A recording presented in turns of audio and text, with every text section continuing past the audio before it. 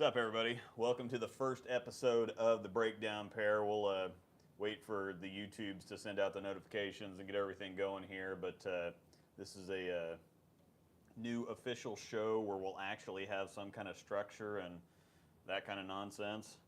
So we're pretty excited to do this here. Us stay on topic, though? Yeah. us staying on topic, that would be hilarious. So, all right, can you adjust the... We have a nice fancy sign up there, but one of us is not a roto or storm staffer, so... Sorry. Any better? No, I'd rather... There we go. Now it's turned. Can you drop the stand a little bit? Yeah, I can. Back Hopefully up. everybody can hear us back it up okay, and drop too, the stand so. a little bit. Okay.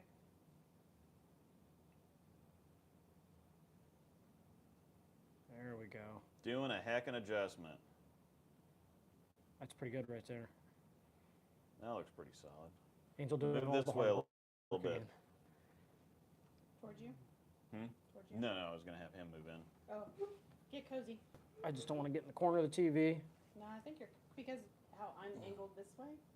Yeah, I did pull that the right direction. Cool. All right. Is that better? Yeah. So, this is going to replace whatever Rise and Grinds we used to do kind of on Sunday mornings. We're going to make this a little bit more of a kind of a prime time show instead of a wake up and morning drinking rambling show. So we got some structure to it. We've got several bits that are going to be kind of fun. So it's more organized and more kind of driven instead of two guys drinking and rambling for 2 hours. So, yeah, turn up your sound if you can. Try turning up your sound. The wife needs to do, or of course the mics may not be We're spinning now. working here. So, yeah, it's probably just your hookup to the. Mine's still going, but it's a little end. Is it the same volume for both of us, or is it just one of us quiet or the other? Just curious. So. Yeah, I only came for the morning drunken ramble. Well. Yeah, there's definitely going to be some technical things to figure out here. She might even be attached still to our frickin' router upstairs, and so.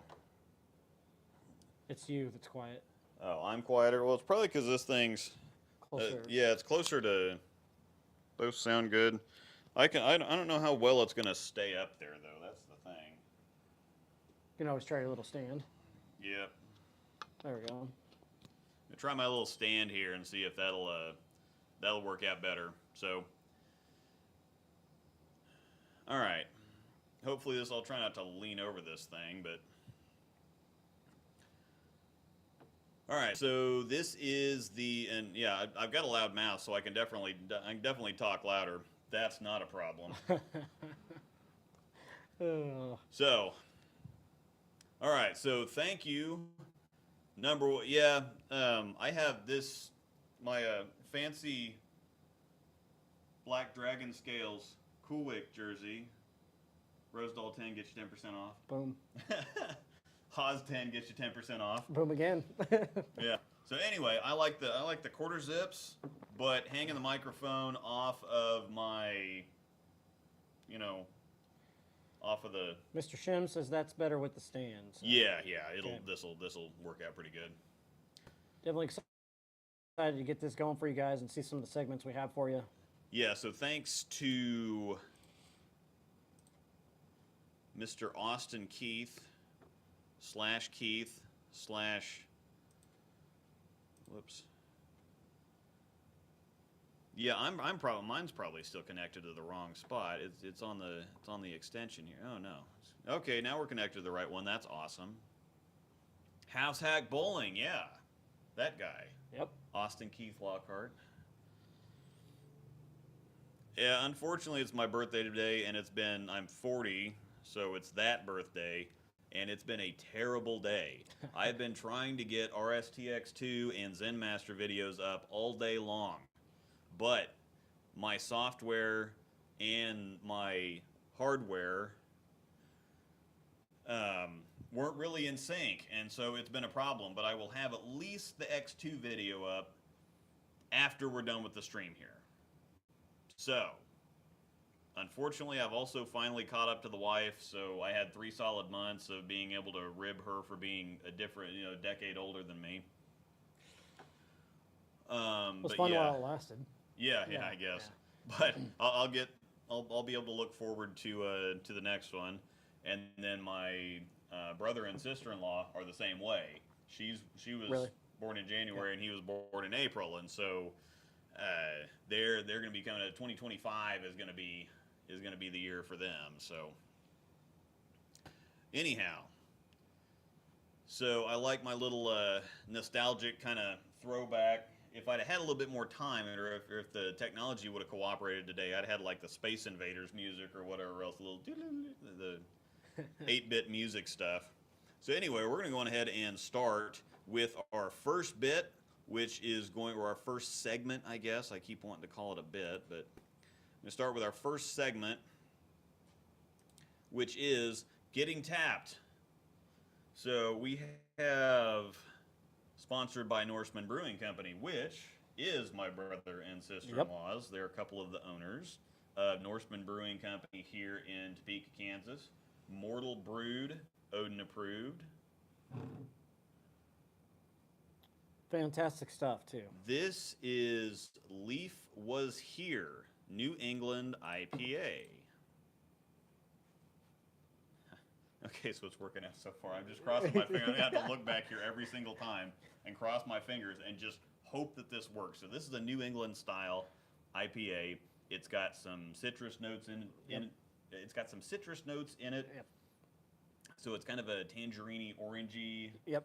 And then you definitely taste that tangerine orangey. You get that taste in it. Yeah, it's the fruity taste, but it's not like a fruity. And No, you can still taste the hops, but sometimes people don't like the IPAs because they're a little bitter. Just punch you right in the throat. Yeah, bitter, yeah. But no, these are. Yeah. This is, and the citrus really helps kind of blend that out Yep. too. So you get the hoppy flavor, and then it just kind of melts. It's good. It's really good. So it does taste as good as it looks. yeah, I will say that.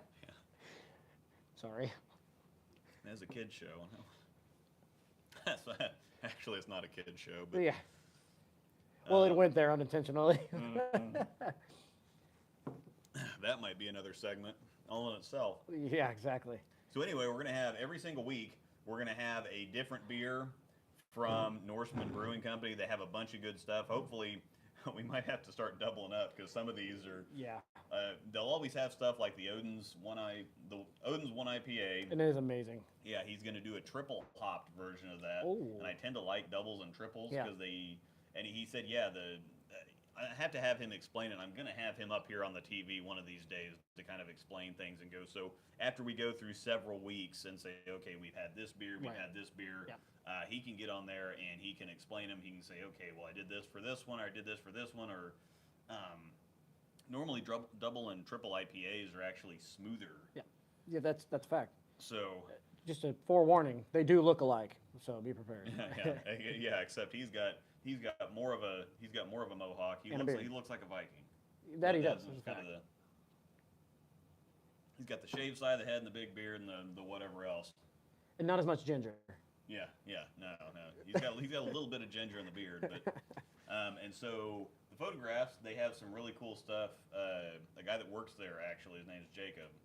He's the taller kid with the tattoos. I don't know, the taller ginger kid with the tattoos. He does all their kind of promotional photos and everything for him. So he's the one. He takes some really good photos. So that's great. Yep.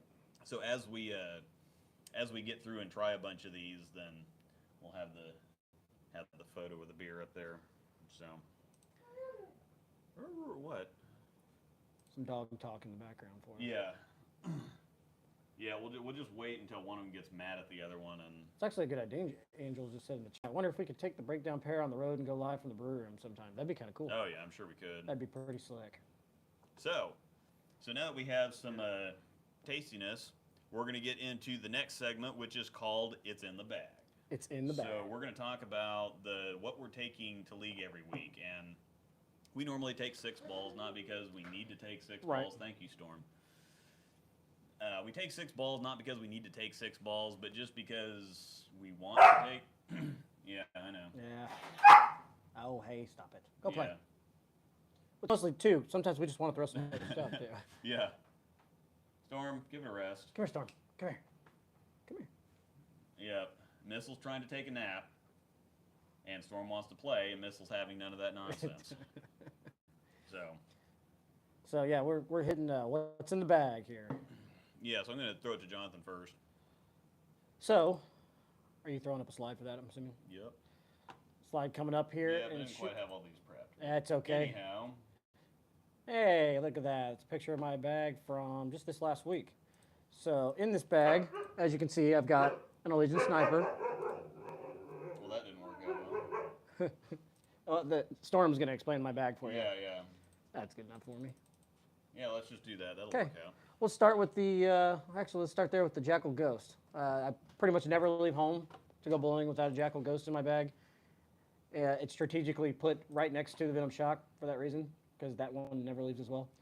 Spare ball, Allegiance Sniper. I have a Venom Recoil in the bag, a Ripcord Velocity, and a Supra Enzo being released on 9/1, by the way.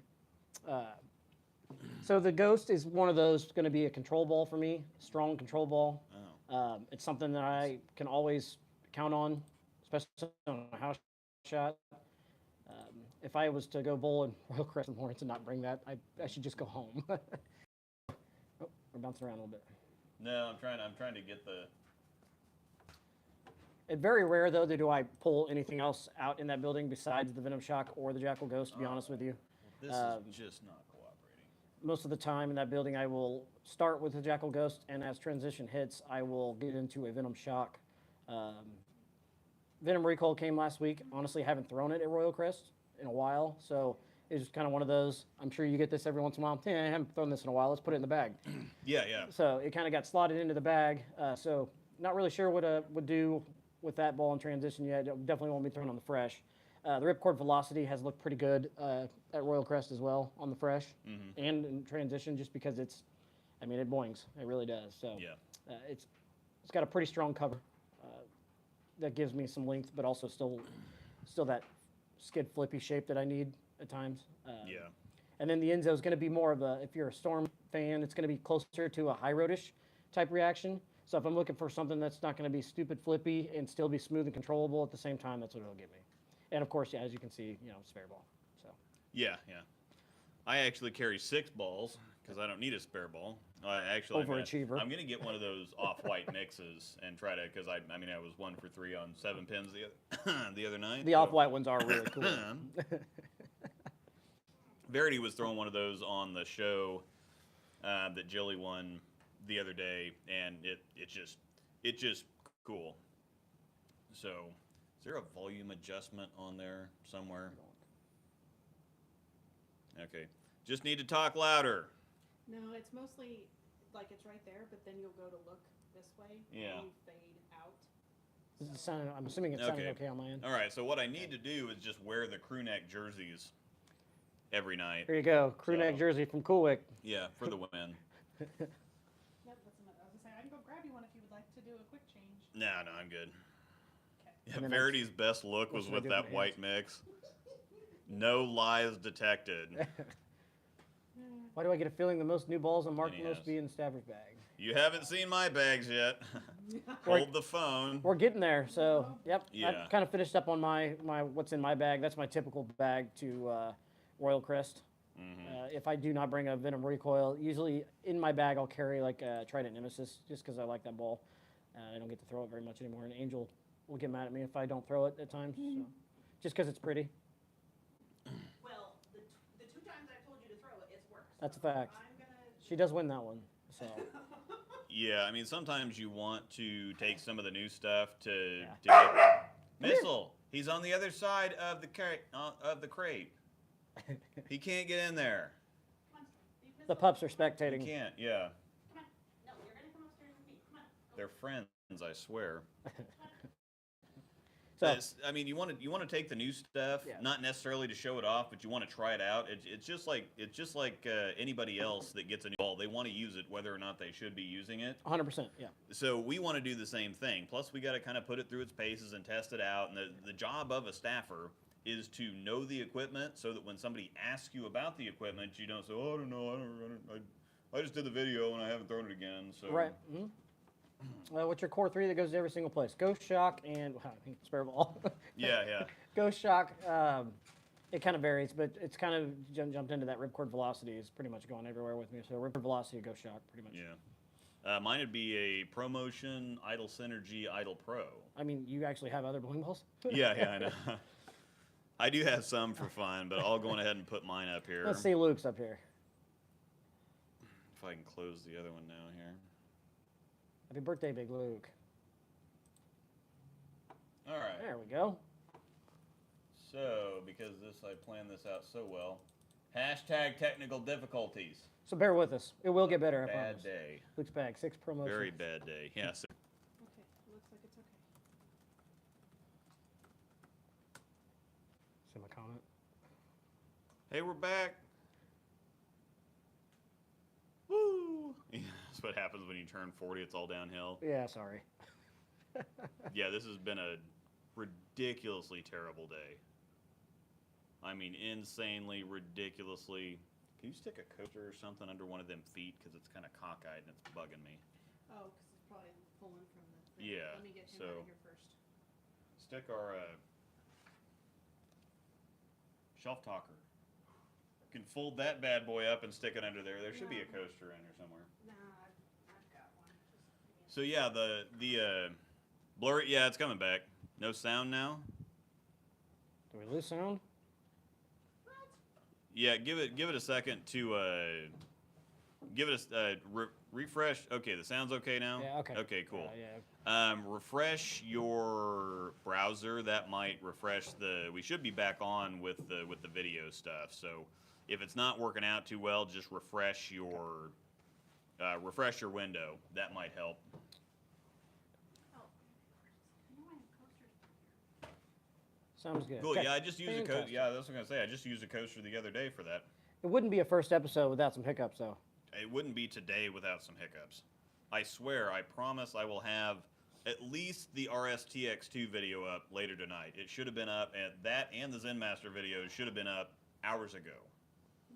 But I had to spend like 3 hours rendering today So, because go ahead. Vegas Pro. so Anyway. what's in your bag, Luke? We were talking about your yeah, promotion. I don't even know. We're lost here. So I talked about the promotions. We were last talking about you put surface on. You keep one lane shined. Yeah, And I the other keep one you one lane keep shine, and I put surface on the other with one. reactive scuff, Not right? a ton of surface, but yeah, I like to use a reactive scuff because it puts a kind of like a 3000 sheen on it. Yep. And it gets a nice deep clean on it too because it's got cleaner and abrasives in it. Right. So it scuffs it up. It gets a deep clean on it. It also is really good for belt marks and whatever else to really, that grit Yeah. really kind of breaks that stuff up and takes it off. Anyhow, so I've got 2 promotions. The Idle Pro, I really, the Idle was popular. I really like the Idle. I'm staring at mine sitting right here, but it's just too strong to throw too often. The Idle Pro is the same shape. It's just a little bit longer and a little bit flippier on the back end. So I like that general ball motion, and the Idle Synergy is just more of that idea. It's even cleaner up front. It's pretty ground and controllable down lane, and it doesn't, force me to get deep. Once I finally figured out what I was doing in Springfield the other day, I shot 240, 240, or 220, 240, 230, or something like that. So after bowling terrible, I kind of finished that out pretty well. The UFO alert I've kept in there since it came out. I put the UFO alert and the dark code in there, and the dark code is, again, it's too much hook and too much boom all at the same time. Yeah. I've used it on tougher stuff a couple times because there is enough traction to where it is kind of like a boomier Zen, because it's stronger, but it flips even harder, and Right. so it's just a little bit hard to work the angles out. And I've got a couple notes in the reviews that I'm putting up, and you could putt with a driver if you really wanted to, but a putter works better. And so the big problem I think with a lot of the staffers is it doesn't do you any good to throw a brand new ball if it doesn't look good or you have to fight with it too much to make it work. The best thing that you can do is throw the stuff that reacts the best for you, because there's a bunch of Blake DeMore Spencer Robarge's half brother. Yeah. Blake Demore went 300, 299, 298, 240 something with his dark code yesterday at Lunar. During the big guy, little guy? Yeah. Holy smokes. So yeah, literally shot, but it was games 3, 4, 5. Were they house shot? Yeah, it was a house shot, but it was at Lunar. So they were hooking off the get-go. Yeah. Yeah. But again, he shot 300, 299, 298, 240 games 3, 5, 3, 4, 5, and 6. Huh. So I'd say he was leading. woot. Just my guess. But he's got Kind of what Packy did. he's at got Motocross. higher speed than I do.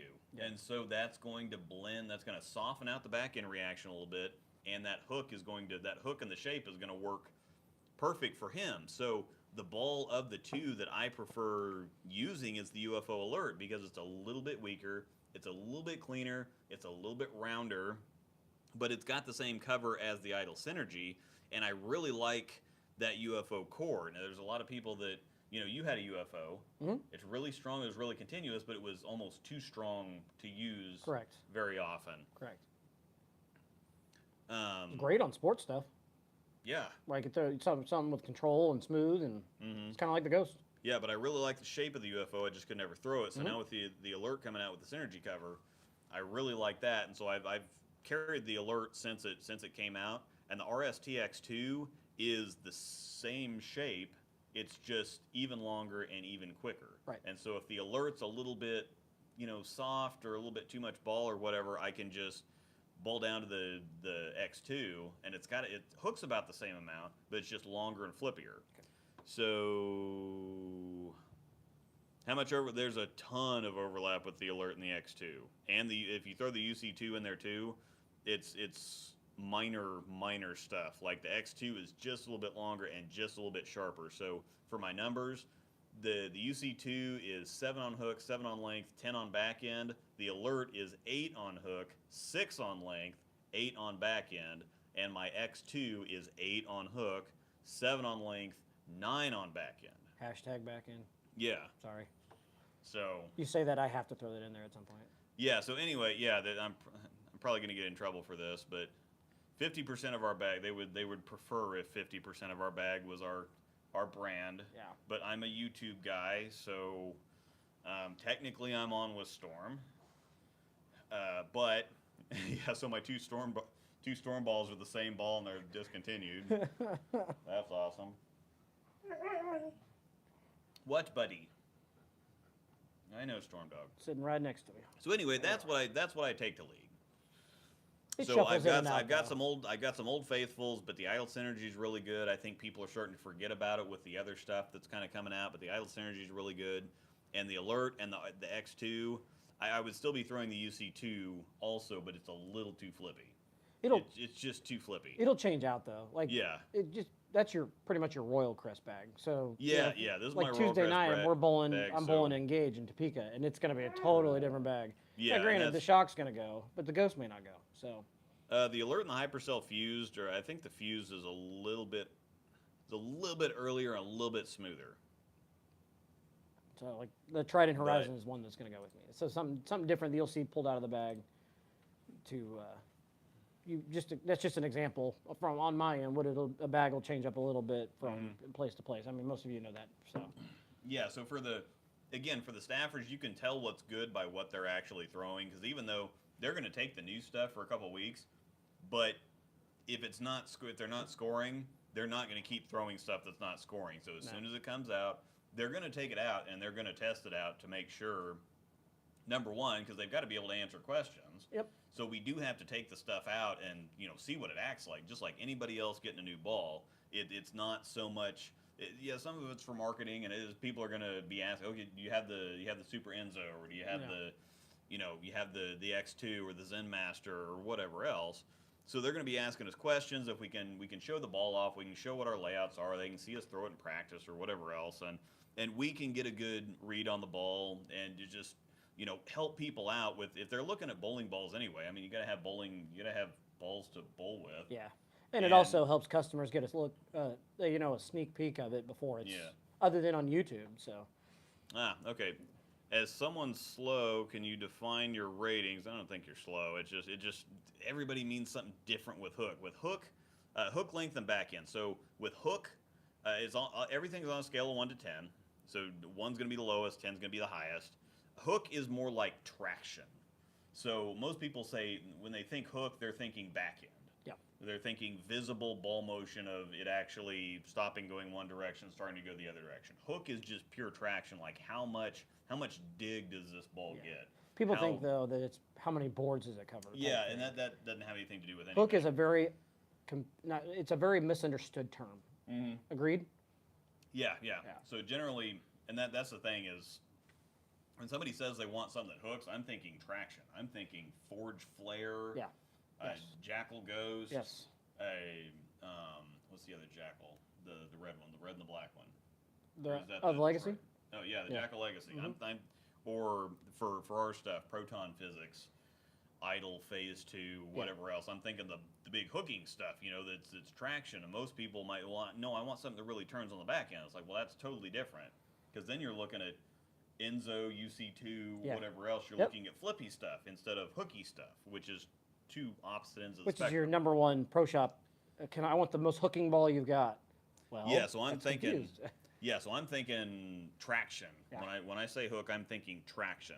Length is how early does it get started, and that length is kind of an odd one because it's some balls can roll really early, but it'd be really early and chuggy, but not necessarily hook early because of like a velocity. Like the velocity is pretty early and rolly and chuggy, but it doesn't start hooking or it doesn't start back ending too early. No, not at all. It rolls heavy, but it doesn't start up too early. So it could be kind of in between. It's like how early does it both roll? It does and bounce hook? pretty well too, though. So yeah, and then back end is just pure friction response. It's how sharp is it when it makes its move. yes, So yeah, that's not a slow or dumb question at all. Not at all. It's hard to Not at all. It's hard to define because those definitions. Everybody has a different definition for those definitions. So. Gentlemen, do you think the shock has the same motion as the IQ Tour? Not at all. Yeah. Not at all. Yep. Back end ball. Hashtag back end. There you go. Boom. No problem at all. Yep. All right. So we're gonna head to the next segment, which is the cool chat. So what we're gonna do, since we've got this fancy, handy dandy TV up here, and I didn't have anything prepared for our giveaway, so I'm just gonna put. I'll just be completely shameless and put this up. Cool Wick logo. We both signed with Cool Wick a month and a half ago, something like that. It's been great so far. We talked to the guy pretty frequently. He's been in contact with me for video ideas and for thoughts and hey, and how can we help you? It's not hey, can you do this or hey, can you do this or it's like how can we help you out? Yeah. It's like would it be helpful to do this or that or whatever else and.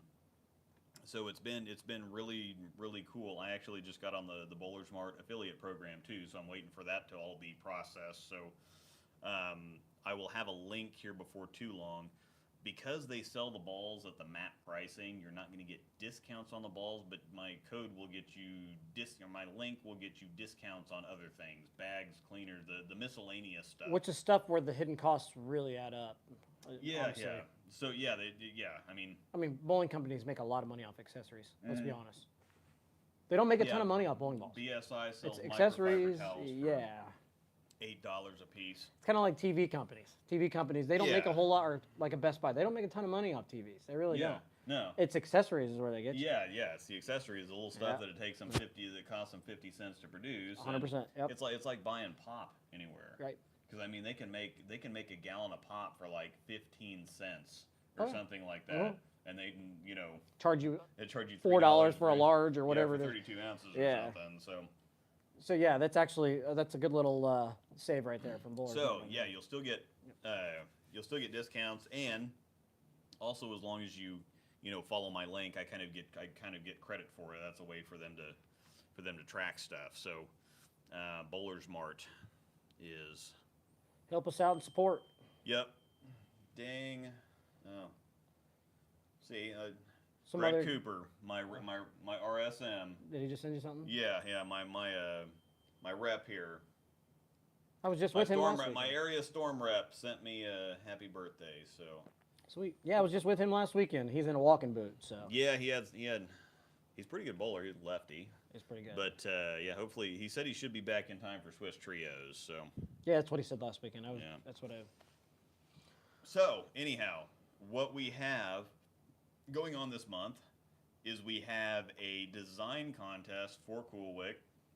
We're each going to pick at least one design that we like.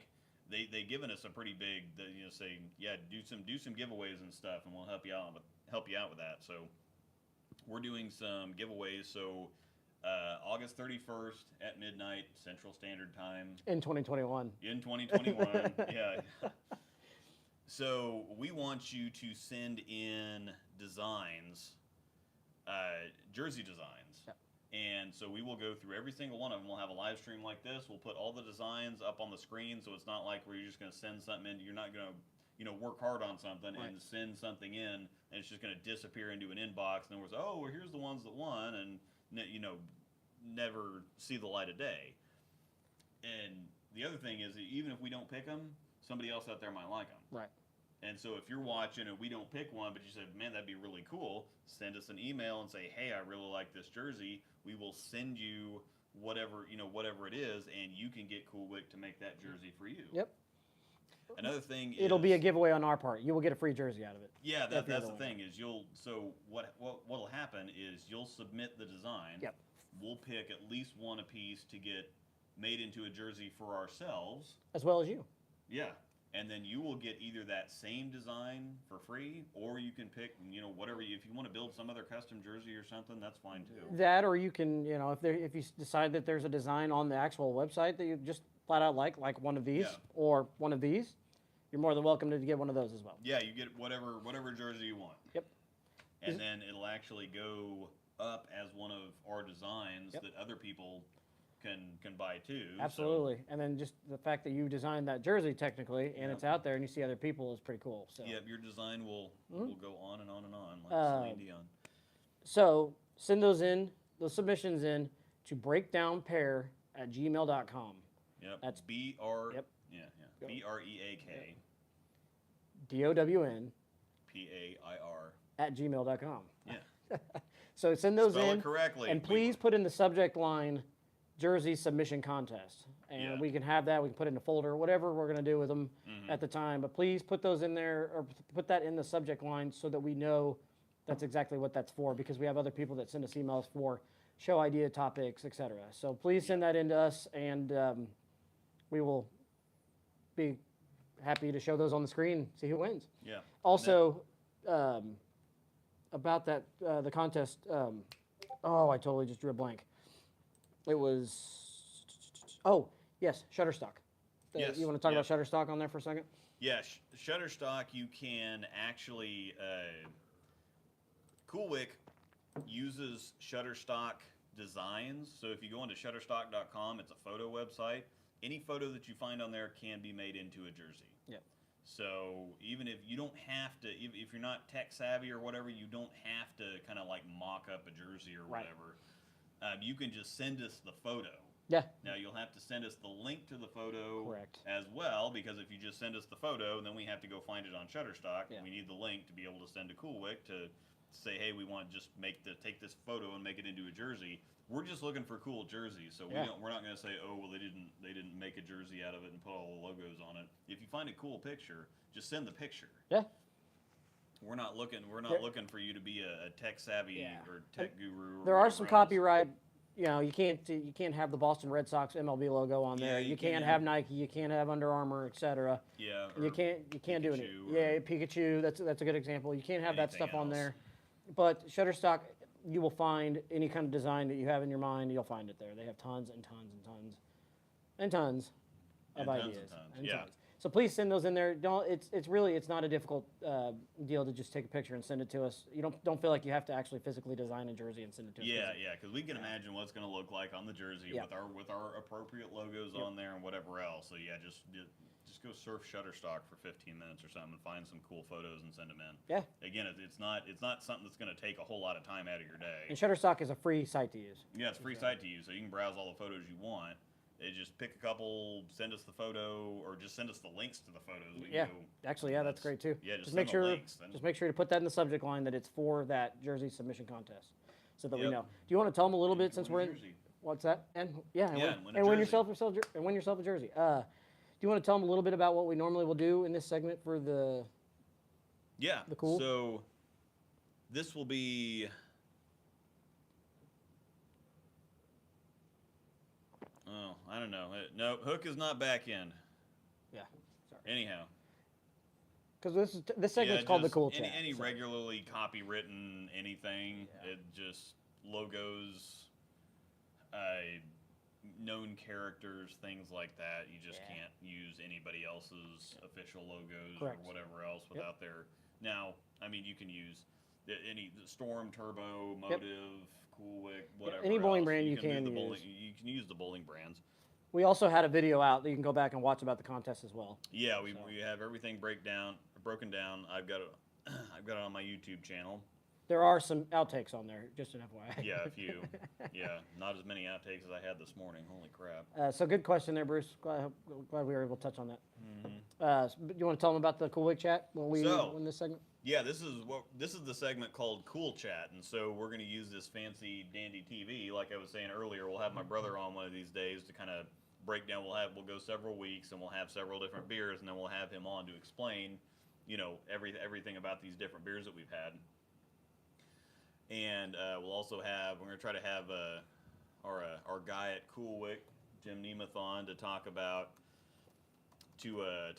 all the cool things that Coolwick has going on, and they have all kinds of stuff. They got like fishing jerseys and Yep. professional dart jerseys and gaming jerseys and all kinds of stuff. Plus they have hats, and they've got some really cool. They just released a really cool hoodie pullover. They did. Those were really slick, by the way. Yeah. So, and then they have the quick ships, which are just if you need a jersey in a few days, you go on there. It tells you how many are in stock. They're already pre-designed or whatever else. So you just pick the one that you want, and it ships the next business day. I just totally typoed So, that.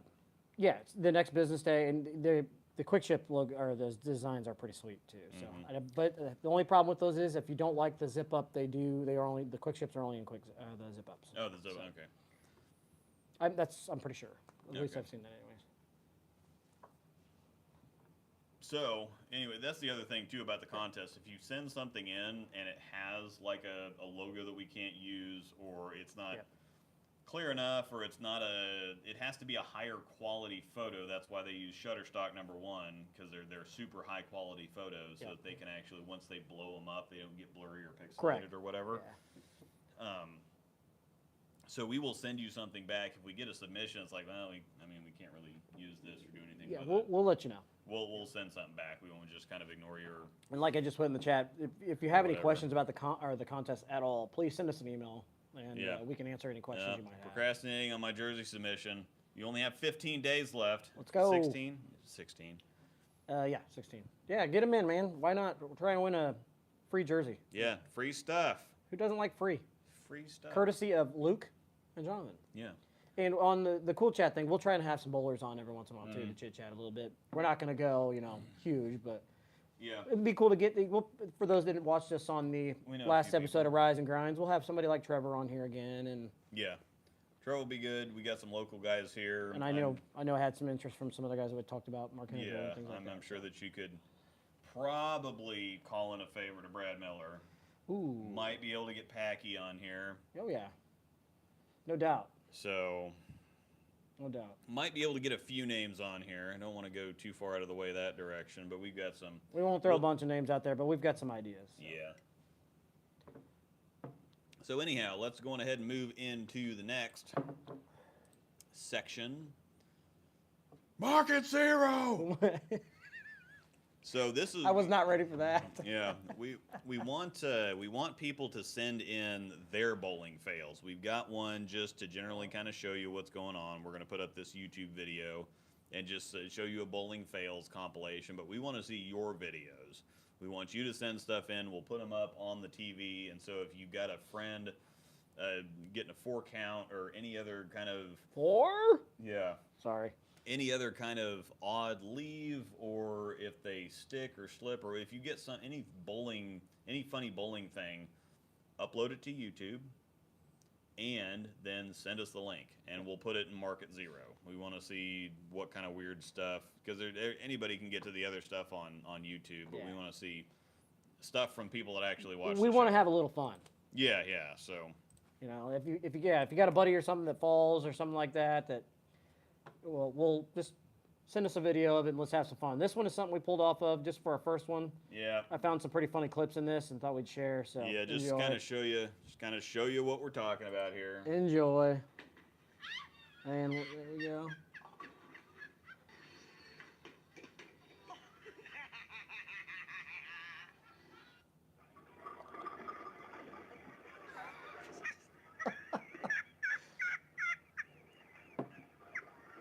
This one's great. Hashtag ballbuster. Yep. Yes. Whoops. Even has the words on there. Don't cross the line. Market 0. Yep.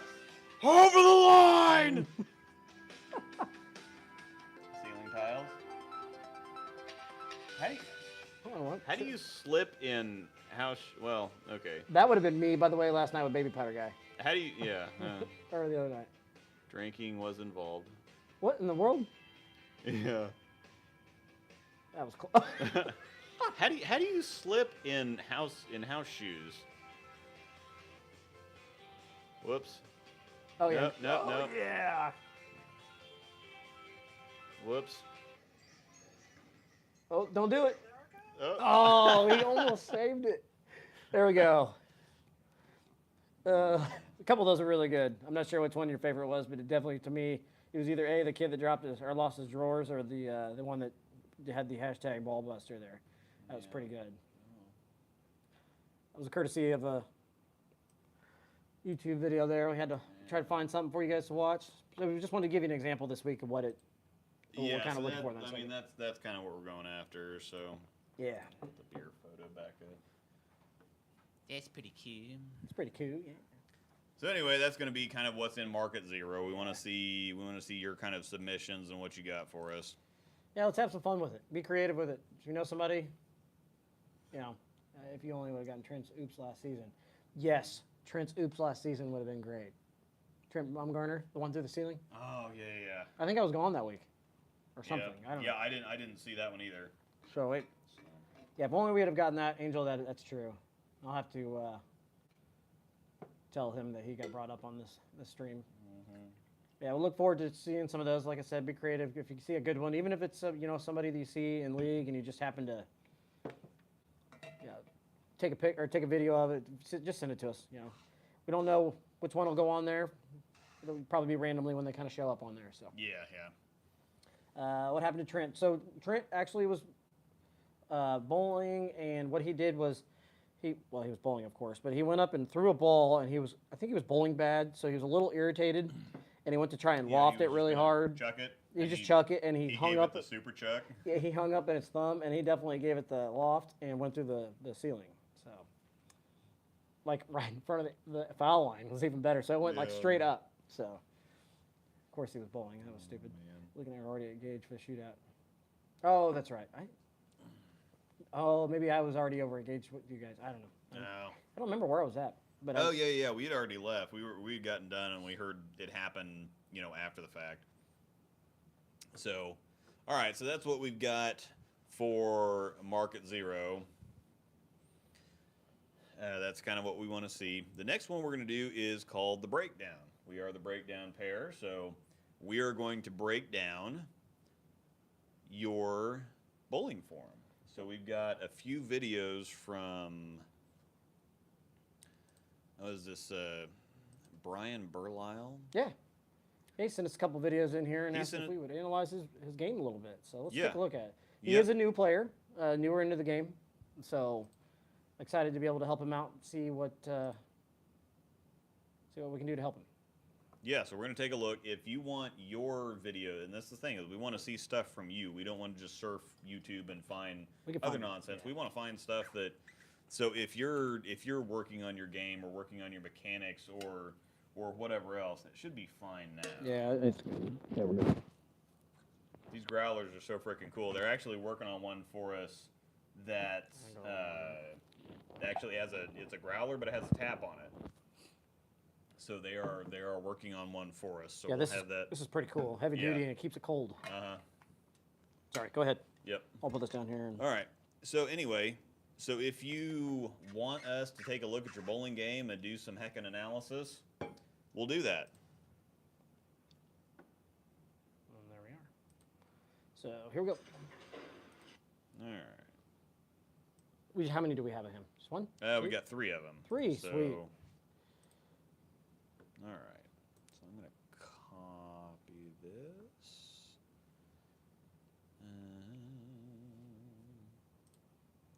Luke, I felt a cold nose. Yeah. And it's Aspen actually coming up to me. Oh, yeah. Aspen Piggy. What are you doing, Pig? And then I kind of looked right here, and all I see is the eyes Yeah, just she's staring like, at me. Wait, what? I didn't mean it. I'll definitely send him some shots. Awesome, Andrew. Yeah, look forward to it. Just send us that same email. So I can put it in here. Break. All right, so you can see all the stuff that I'm watching on YouTube over here. That's a good one. Spark Mandrill. Coming. Hang on just a second. All right. All right, let's take a look. Maybe. Good old. Okay, hit the space bar. That good old Aaron's Family Fun Center. Oh, yeah.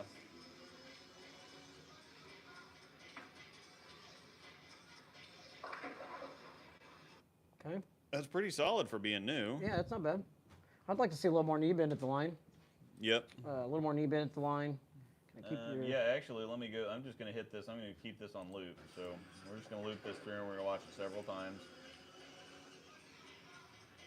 Yeah, see, we're pretty straight leg there at the line, so we definitely need a little bit more knee bend to give you a little bit of balance at the foul line.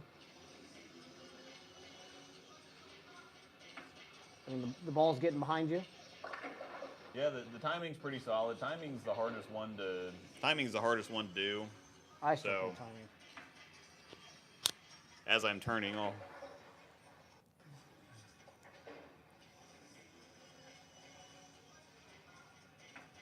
the arm swing, the arm swing's fairly good. You stay behind the ball, so you don't chicken wing it or anything. Yep. It's a pretty good foundation. So It really is. And some of it is just you gotta build the coordination.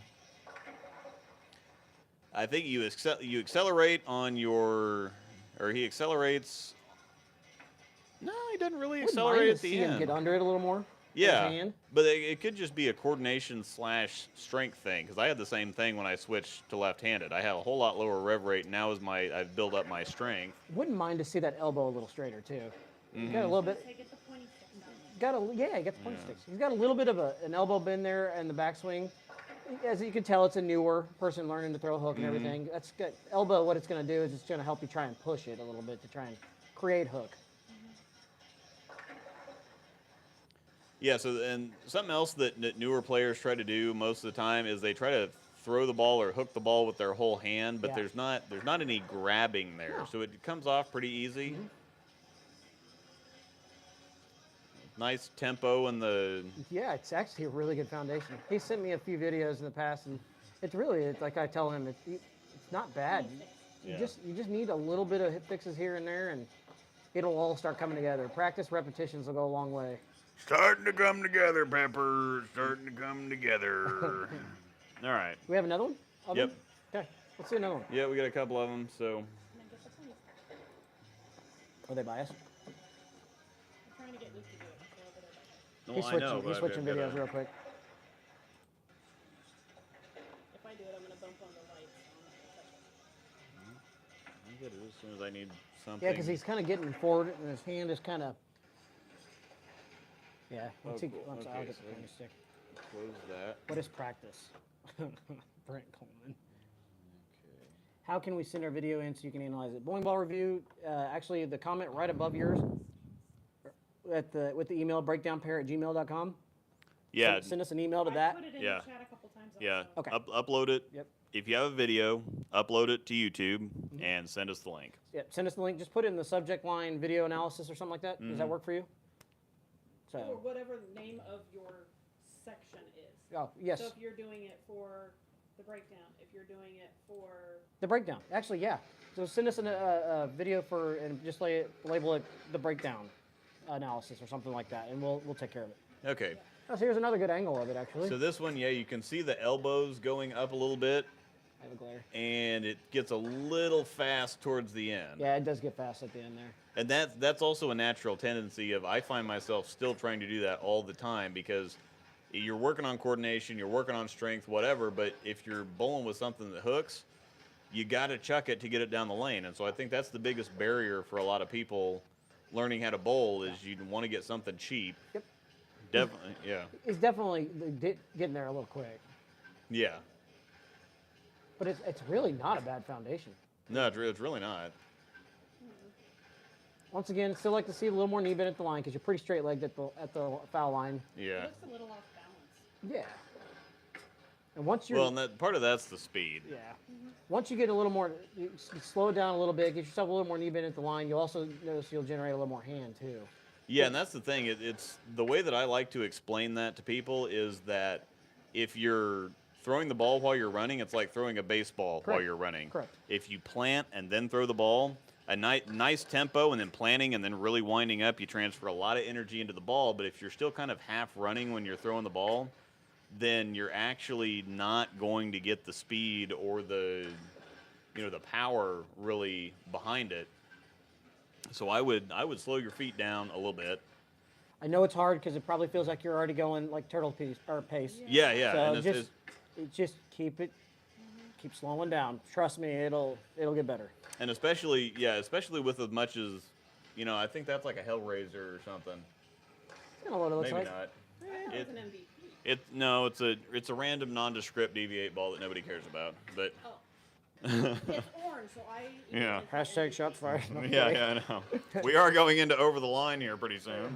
That might have been over the line. Mm-hmm. No, I'm kidding. Yeah, that's actually a pretty good foundation. We're not going to go into a huge analysis, but it's really not bad. It's not. Just a few little tips that both of us have said here. Definitely slow those feet down. Get yourself a little more knee bend. I think it'll pay off. Yeah, let's look at the last one here. Yeah, one more here. Yeah. Okay, I give up. Pointers are over there. Yeah. I don't know. As soon as I was find well something, worth I need the a effort, though. pointer. Whoops. Okay, balls. Should we just send the videos to you on Facebook Messenger? This actually looks newer. By the way, that is a Cool Wick jersey. Yeah. Heck yeah. Play it on loop. Is that what you're doing? Yeah. There we go. I like that front view that he sent us, though. That was pretty good. Yeah, so this looks like it's a, I didn't pay attention to this looks like a newer video. That looks a whole lot better. That actually looks a lot better. Yeah, I've seen this. I didn't pay any attention to the dates from the other, or maybe he might have uploaded them just, all at the same time. I think he uploaded them all at the same time. July 26th, so yeah, it's... Yeah. I think that they're definitely different because he's got different shoes, he's got a jersey, he's got a wrist brace, and that looks a whole lot better. It does look pretty good, actually. Yeah. So Twister 710. let's see. After we were just talking about that stuff, let's look at all the stuff that we were talking about and see if he's. So the foot speed is a whole lot slower.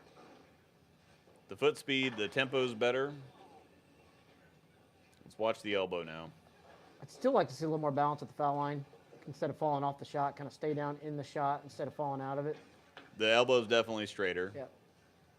It's not so much of a chicken wing now. Yeah, more behind the ball. Mhm.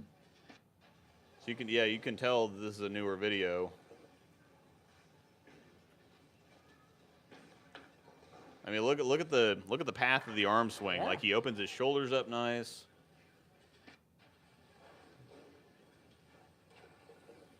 Is that 9-finger Frank? That is 9-finger Frank, actually. Okay, so the one thing that I'm seeing is once he gets up to the line, the arm is a little far out away from the body. Like the arm swing is really nice, but Yeah. See, look it's how like out here. far. Yeah, look how far away it is from the ankle. Yeah, there. get that ball in closer to your ankle. Don't be afraid to hit it because it will happen if you're in a bowling career. So. They used to have an older drill where you would put a towel under your armpit, and you couldn't lose the towel. That keeps your elbow in, keeps you inside the ball, it keeps your arm swing straight. That's a great drill, actually. It's an old school, pretty simple drill, but it's kind of now with people having higher back swings than they used to, it's not necessarily applicable. But you just focus on keeping your elbow in. So that's like Flip a remote control. You can sit at home and do that at home. Yeah, It's not bad. Yeah, you're right. That ball is getting way out to the right of his ankle. Don't be Yeah. afraid to get that ball close to that ankle. Trust me, Luke will tell you, you will hit it at times. It does happen and it does hurt, but don't be afraid to get it there because it'll make everything more in sync. That's like the only thing that I see right now because everything else, the tempo's really good. Yep. The foot speed has come down. He's not as out of control, but I think it's like I've told you sometimes. You tend to have the balance issues or the stick at the line when your arm gets out a little bit away from you. A lot of times it's when I get quick. Yeah. And so I think that this definitely looks like there's been a lot of improvement. Yeah, there's been some work here. And Brian, this is really I'm going to tell you the truth, man. This is the newest video out of the rest of those. I'm not sure how far apart those were all taken in between. Yeah. But you're definitely making strides. So keep working and it'll get better and better. I still would like to see him kind of bounce, kind of posted a little more at the foul line. Yeah, so. need a little bit more of knee bend, and I think that because if you're looking at this, we're at the center of gravity of the body. If the ball is out here, it's going to pull your center of gravity sideways. Correct. And so the closer that you can keep the ball to your center of gravity, the better your balance is going to be. And so that's the one thing is so the ball's out here, he wants to kind of lean. He wants to kind of lean to the right. It's not as bad as it was in those other videos. No, not at all. Because you'll notice he'll get under the ball a little more too as he brings it in closer to his ankle. No, the arm swing, the shoulders opening up, that's all really good. All you have to do is get that elbow in a little bit. Yep. That's it. And so yeah, we'll send a. So that's the other thing. If you don't happen to see this or you don't happen to catch it or whatever, we'll go on ahead and send an email back. Yeah. And I can go back in and pull this up and timestamp it and whatever else and just send that. But the only notes here are just get the elbow in a little bit closer to the body. And you might need a little more knee bend at the line. A little bit more knee bend, and that the hand might be getting there a little quick. That might be a little bit of a problem. So if you don't get your right leg out of the way, see, because his arm swing starts coming through and that right leg is still just pretty straight it's out. not quite out of the way yet. Because remember, you're also going to build power from your legs. Yeah. So get down there and give yourself a little bit of momentum. Don't be afraid. But that looks a whole lot better than the other two videos did, so there's a lot of progress, and it takes years. Oh, yeah. Because I've been doing the lefty thing for a while, and I bowled all kinds of stuff. Leagues, couple leagues, tournaments almost every weekend, traveling, whatever else, practicing shooting ball videos, and it's still got a ways to go. But, so there's been a lot of work put in. This is pretty cool to see those other two videos and then see this one. So yeah, this is actually great stuff, by the way. a lot of progress. Yeah, thanks, man, for sending that in. Get yours in for our next week's version.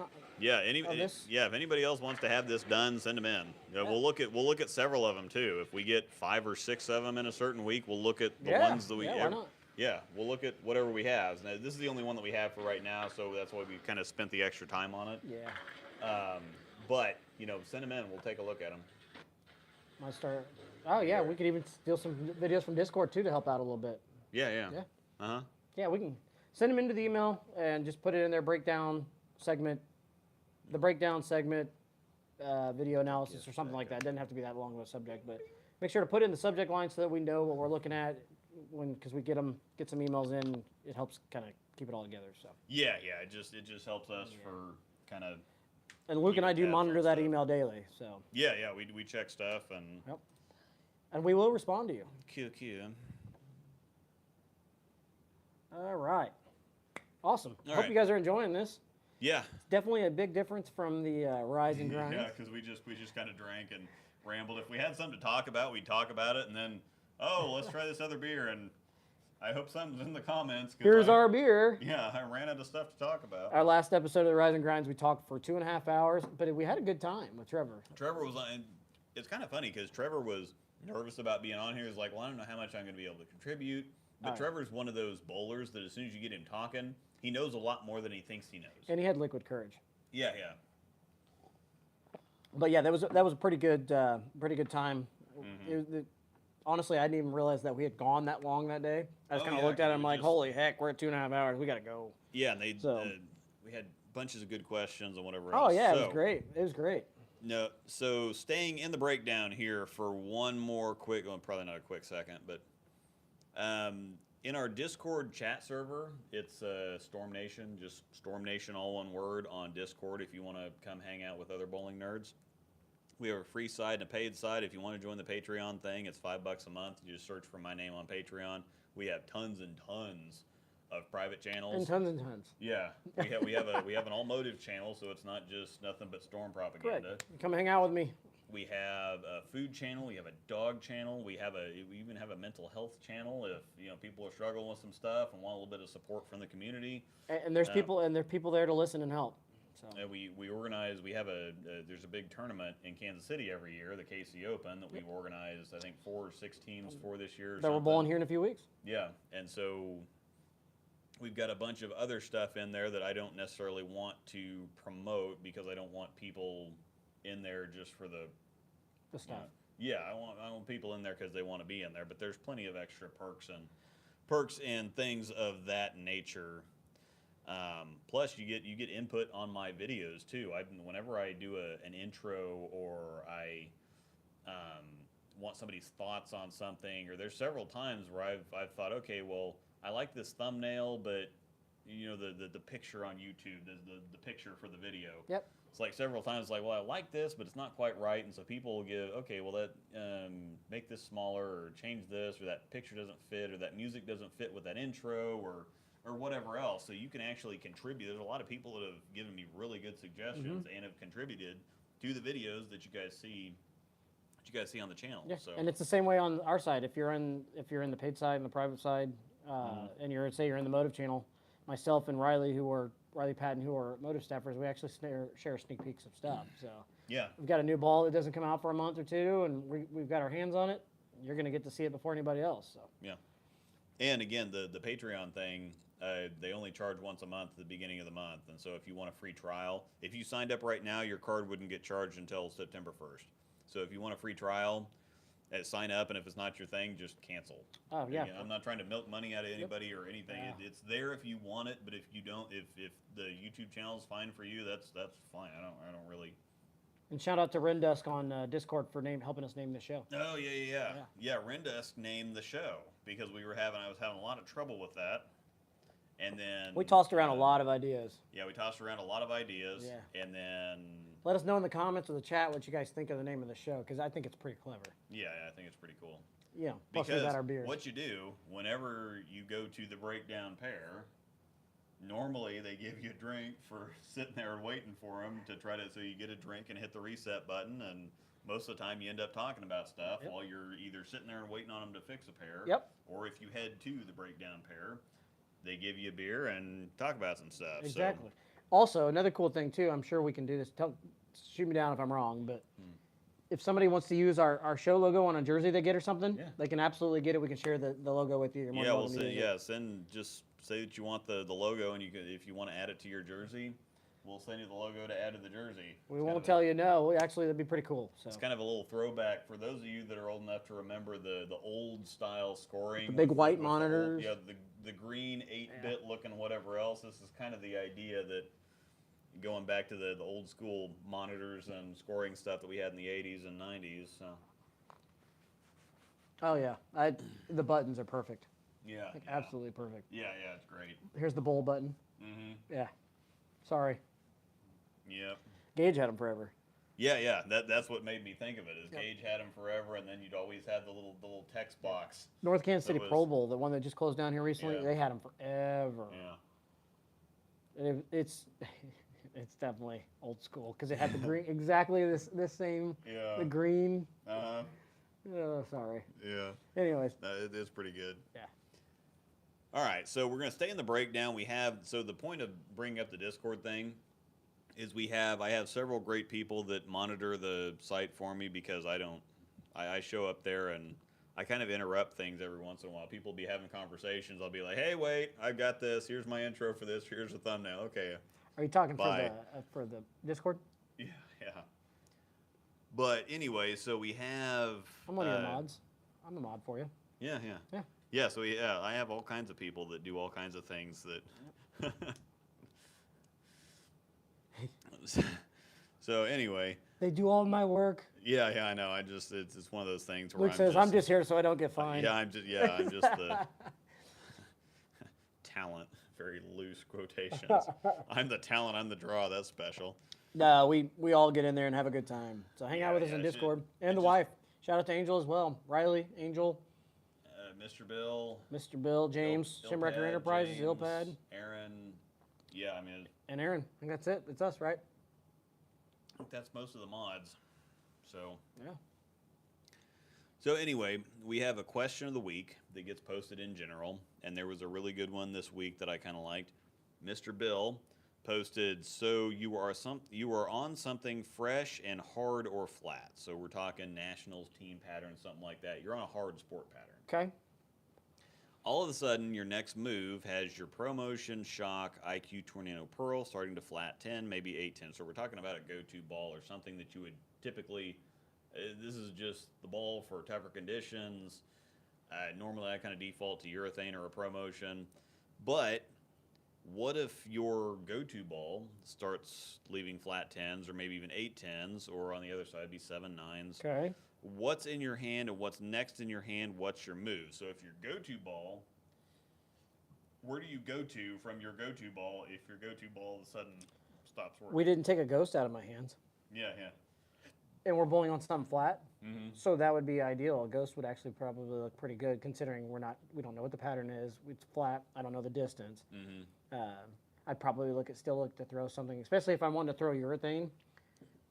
I'm wanting to still get something pretty slow. Yeah. So I'm going to probably go into something like a ghost. Uh-huh. I'm not, without me knowing the pattern exactly, I'm not going to really know where my feet are going to be. Yeah. You know what I mean? Yeah. So I'm going to stay in something slow. Since Yeah, the shock's definitely. eliminated, the shock's gone. Say it cracked. Yeah. I can't, it's not even an option. I can't throw the shock. Well, we'll get another shock, but just go. I'll probably stay in something slow because especially with it being a flatter pattern, just depending on the distance, I'm going to usually try and stay right of everybody anyways, regardless. Unless, we're bowling on something like, 37 foot, then yeah, I'm going to probably still going to throw something slow, but at the same time, I'm going to be trying to just, I don't know. That's a good question. What about you? Yeah, so Was the ProMotion out of play? on the left side, if the ProMotion all of a sudden isn't working, I am going to go to urethane because the ProMotion is pretty early. It's pretty smooth. Oh wait, urethane was still in play? I think so. Yeah, because it said so. If your ProMotion, Shock, IQ Tornado Pearl starting to flat 10, maybe 8-10. What's in your hand? What's next in your hand? What's your Oh, move? I'm sorry. I misheard the comment. So yeah, I would definitely look at urethane. Yeah, I would Yeah. look at urethane because if reactive, most of the time when reactive stuff is, getting flat, Yeah. it's either going too long and not quite making it there. It's Yep. a little too late, or it's just too early and giving up. I would a tank blitz, something like that too would be a bad option, just because the microcell is still going to be. It's not going to be quite urethane, but it's still going to be urethane-y. Yeah. I'd throw probably like a tank blitz, a purple tank. I'd probably even give a look at a desert. Yeah. It's still going to have that reactive shape, but it's still going to be slow. Yeah. So, yeah. Uh-huh. So that's the thing. So if I'm using a ProMotion and I'm hitting flat, either it's going a little too long and not quite getting up there, or it's a little too much ball too early. So if it's too much, I'm going to look at something like a fast pitch. Right. Because it's going to give me a little bit more. The fast pitch is not quite as early and diggy as the pitch black. So if the ProMotion is just too much ball, the fast pitch is a very similar shape. It's just less ball overall. Now, if the ProMotion is going too long, then I'm going to look at something like a pitch black that's earlier and diggier that's still going to continue because urethane continues. It's just very, very slow about doing it. Yeah. So that's the problem most of the time when urethane's flat. It just hasn't had enough time to actually wind up because urethane doesn't roll out. No, yeah, It just doesn't have enough time to wind up, or it's just too slow, it's too smooth, whatever else. Urethane's going to be urethane every time. Yeah. But yeah, I'm So- sorry, I misread you even talked about the question beforehand. And I still thought you said urethane was cut. I thought it was shock, no. urethane. So that's my fault. Yeah, definitely urethane or something urethane. Ghost still wouldn't be a bad option, just depending on the pattern. So Yeah, and sometimes you can use some of that bigger stuff. Like you tend to use the Forge Flare I do. later in blocks. I do. Because it's so smooth. Yep. So it's once they start getting crispy enough, and once you have the friction, because it's really smooth. So I think most of the time when there's volume out there, it's just too smooth for you. Yep. But once you actually have some friction, some ball motion to work with, then all of a sudden the smoothness of that ball balances out the friction. And that's I on can the shape it a lane. little bit. Yeah. Yeah. I'm actually, that's another one that too that I didn't. Now you say that, it's definitely going to be going to Wichita with me. So Yeah. 100%. All right, so that moves right into our next segment, which is Over the Line. Over the Over the line! So this is going to be a segment where we talk about controversial topics. I'm not big into drama or whatever, so we're not going to talk Jason Belmo and Sean Rash or any kind of nonsense like that. Yeah. But we're going to talk about people have strong opinions about handicap, urethane, two-handers, Yeah, that whatever kind of else. stuff. Yeah. So And what send we're- us those into the email. Yeah, so that's the other Please. thing is we want you to send us stuff Yeah. in. If you have a hot button topic, or if you have sandbagging, whatever else, we want to talk about these hot button topics. Please and- word it as a question too. Yes, please word it as a question. And we want opinions more than anything. So if you have a strong opinion one way or the other about a certain topic, Yeah. say, well, I think handicap sucks because this, that, and the other. And so what we're going to do in Over the Line is we're going to debate your opinion. Right. So it doesn't necessarily have to be a question. It's more like an opinion. Yeah. that Yeah. you Yeah. have. Yeah. So send us in any strong opinion one way or the other, and we're going to debate it, and we're going to talk about it, and we're going to decide whether or not it's fair and reasonable or whether it's over the line. Johnny, you're out of your element. Storm over here is like, what's going on? Storm's upside down. Yeah. We're good. That's a husky thing. So anyway, the question that we got submitted from our Discord group. So thank you, Igor Lopez. You are the In winner the- of this week yeah. of the pick of. Yeah, you're the winner of nothing because it's the bowling. You get a industry. virtual high five. Yeah, you win a shout out on a YouTube channel and a bowling video. Boom. Congratulations, you've made it. So anyway, Yo, a it's really good question, and this is something that we have. I don't know if we talked about it on a Rise and Grinds, but we have talked about it before. How can the PBA reduce the amount of urethane being played or used on today's game and telecast?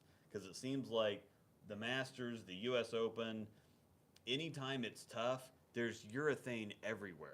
And that's not good for number one, it's not good for the bowling companies because the bowling companies do support a lot of that. That's The bowling agreed. companies put a bunch of money into supporting the PBA. They put a bunch of money into, like, Storm has this Storm Youth Championships. So Storm has this Storm Youth Championships. Storm funds it completely from the company. Yeah. They Yeah. don't. The Storm Youth Championships. Yeah.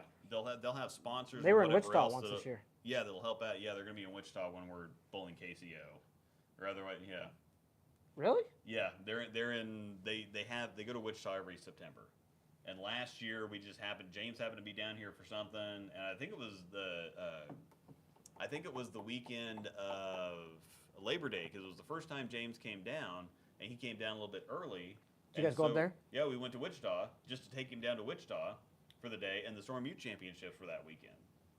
Oh, cool. So you guys yeah. got to go see a lot of those guys, Yeah, so those we went, kids like Rabars and all them. Yeah. Spencer won again, which he's got like 11 or 12 of them. Goodness gracious. But anyway, so the bowling companies do help out a whole lot. But when you watch a PBA telecast, and that's the one thing too is that people say, oh, they're trying to sell us their equipment.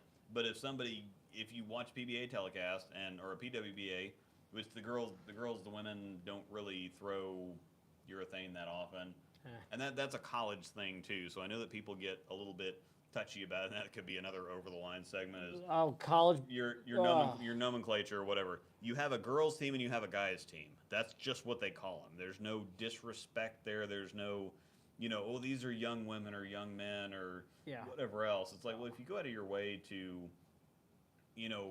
insert the bravado or the oversell something or whatever else, it's like, it's in college, they call it the girls team and the guys team. So you hear Brad Miller whenever he's doing commentating on stuff, he'll always talk about the girls and the guys. Yep. And every single time somebody, well, these are, that's a little demeaning calling them girls. They're young women or they're women or whatever else. It's like, no, it's a collegiate thing. It's a slang thing. It's a verbiage thing. They like, still call it girls, women. team, men's team. Yeah. Women call other women you guys more than guys call other guys guys. Oh, yeah. The women are like, hey, you guys. Hey, what are you doing, you guys? Whatever else. It's a verbiage thing. It's a slang thing, like the bowling terms. We promise we don't mean anything bad by it. Yeah. So girls, guys, women, men, whatever else. You call me one of the. You want to know how you know they're a college bowler? When they throw it really good on a house shot, or they throw it really good, and they're throwing purple hammers on house shots. Yeah, they're throwing a purple hammer up 3 on a house shot. That's how you know. For the love of all things holy, stop. So if you call me a boy, I don't care. I can think of a few people that come right to mind, and I'm not going to bring up names, that throw it really good, and then they're 100% college bowlers, but they're throwing purple hammers on a walled house shot. Yeah. Oh. Anyways, yes, the PBA, it would be good for them to find a way to not so much shut it down, because urethane is a crutch. It is a crutch. People want to see variant, and that's the other funny thing too, is that 30 years ago, urethane was old, outdated technology that was early and slow and flat, and so reactive came in, and they tried to ban reactives from the tours because they thought that they were cheater balls. And now all of a sudden, 30 years later, we're back to urethane being cheater balls. Well, it's because they're also making them stupid different than what they were before. Like they're making better urethane now than they used to. And the urethane that's coming out now has got bigger cores and cover. They've done a bunch of stuff with some of the urethane with the asymmetric cores. The hot cell wasn't great. The Black Widow urethane, dumb. Really? Yeah, the Black Widow urethane was nasty. That's is that the one the packing still throws quite a bit? I don't think so. I know Anthony Lockwood had one of them. And didn't Bruce have one? Yeah, I think Bruce had one too. But it's a urethane ball that actually flares, that doesn't roller. So it was just chew. Kind of like a Microsoft Polymer ball. Yeah. It just or like a spec ball, Crux Prime, whatever else that. So it's urethane. Which is basically like a Tank Blitz. It's basically a spec ball. Yeah. Spec and microcell are really, really similar. Promotion. So did we? Did we touch enough on that? Or could we kind of beat around the bush? Well, so what we're gonna so once again the question is, how can the PBA reduce the amount of urethane being played onto today's game and telecast? Number one, people complain about, well, they're just showing off the newest thing, or where is the newest ball, or whatever else. But at the same time, people want to see the newest stuff, because that's the thing, is that if people complain, oh, they're just throwing the new ball because it's the new ball. But as soon as Belmo puts out a ball and he doesn't throw it on TV, it's like, oh, Belmo didn't even throw his own bowling balls. Correct. It's like, well, it may not be the ball for that. It may not be, bowling balls are tools. And if I'm in a situation, again, the golf analogy works perfect. So if I'm in a situation where I'm like 150 yards out, which is a 7-iron for me. It's like a sand wedge. It's like a 3/4 sand wedge for a pro. But 7-iron's about 150 yards out for me.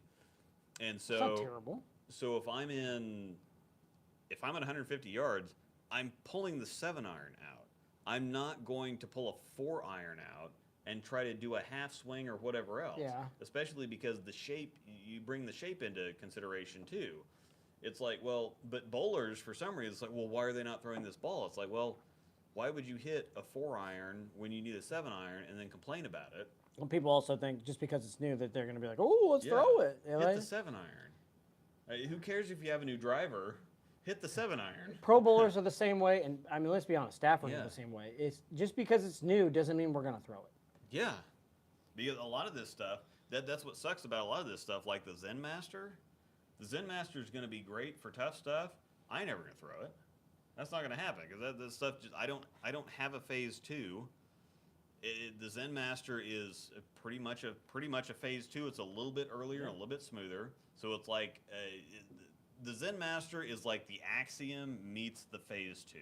It's as strong and early as the Axiom, but it's a little bit smoother. So it's about the same general shape of the phase 2. It's just a little bit stronger and earlier. I don't have an Axiom. I don't throw an Axiom. I don't throw a phase 2. I barely throw my idle. The Idle Pro, I need something that clears the fronts a little bit more. So even when the Zen Master could theoretically be in play, Angel and I are going to be throwing IQs. Yeah. I'm going to be throwing a Tour Nano Pearl, and she's going to be throwing a Tour Solid. Yeah. Because we don't need the overall strength. We need the shape. We need the slow shape of a phase 2 or an idle or a Zen Master, but we don't need the strength. So that's when you drop down cover strength and end up in like an IQ type range.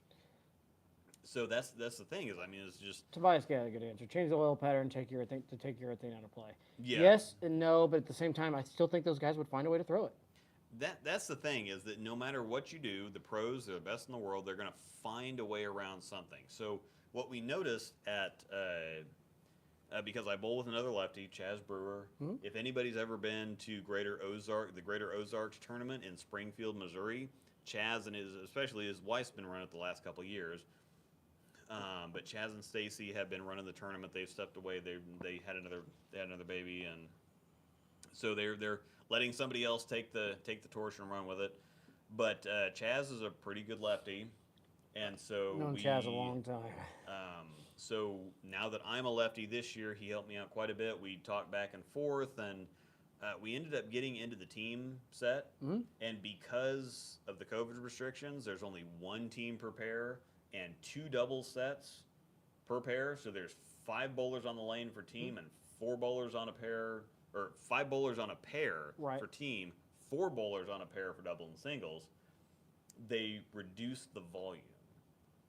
And actually, you can look at this. Once you go and look, they made the patterns easier. They didn't make them any less flat necessarily, but they really, really changed the shape of the patterns. They reduced the volume by several mils. So guess what kind of balls are going to go down the line? Yeah. So that's the thing is in years prior, if you're a lefty going to nationals, you're throwing urethane. On team especially. Doubles and singles a little bit longer, a little bit heavier, so you can get away with reactives. Team, it's just urethane. And even the righties that we went with in 2019, urethane. We didn't have a tournament in 2020, but in 2019 we did the team practice session, and so we used urethane on one lane, and then we used reactives on the other lane. So we used urethane like straight up 12, 13, 14, trying to build a shim on one lane, and the other lane we used chalky reactives trying to burn up a shot, and we were going to see what was better.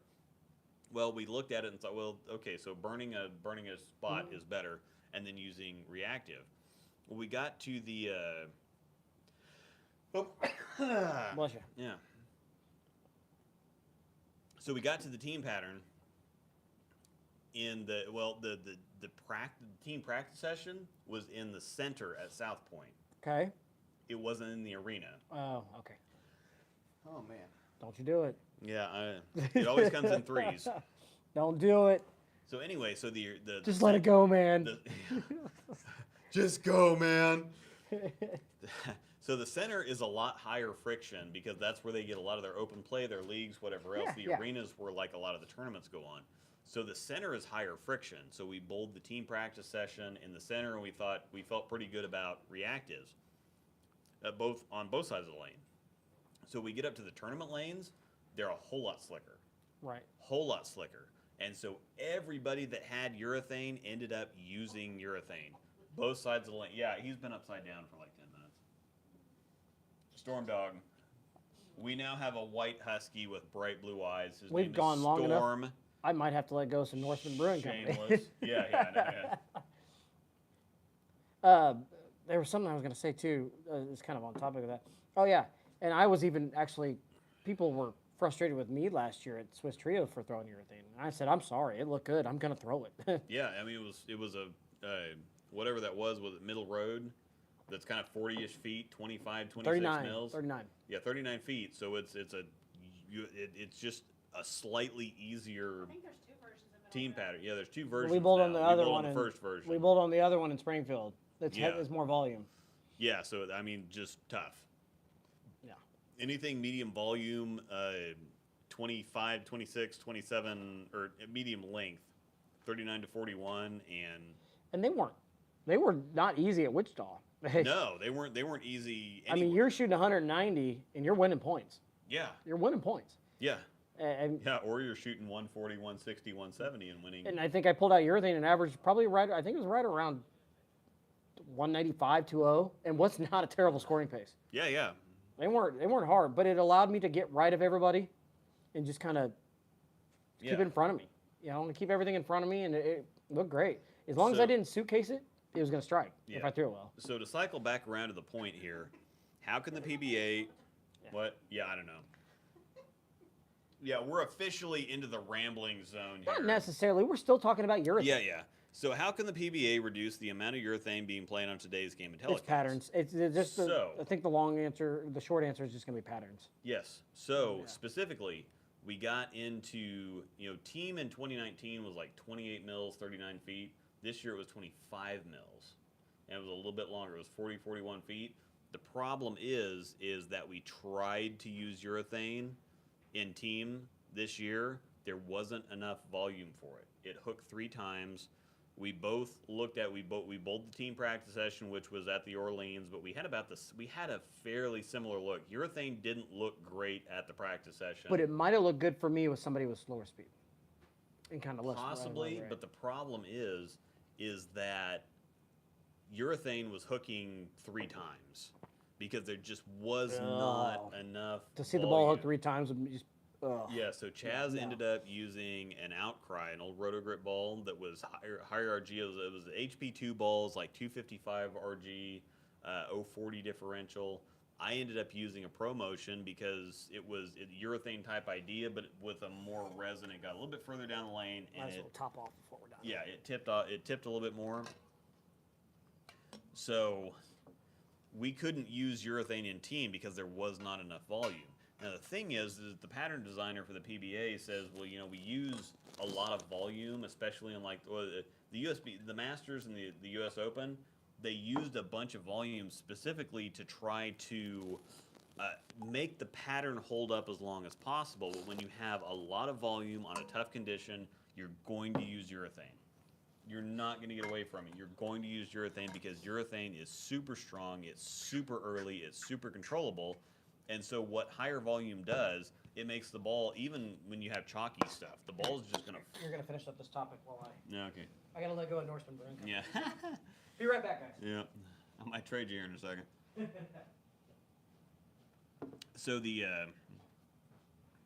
So they're using higher volume to make the pattern hold up longer, but if you have higher volume, urethane hooks crazy early and is really slow down lane. That's why a lot of people use it for control. That's why you see a lot of the pros use it, because it's very, very early. It gets traction very early. It's very controllable.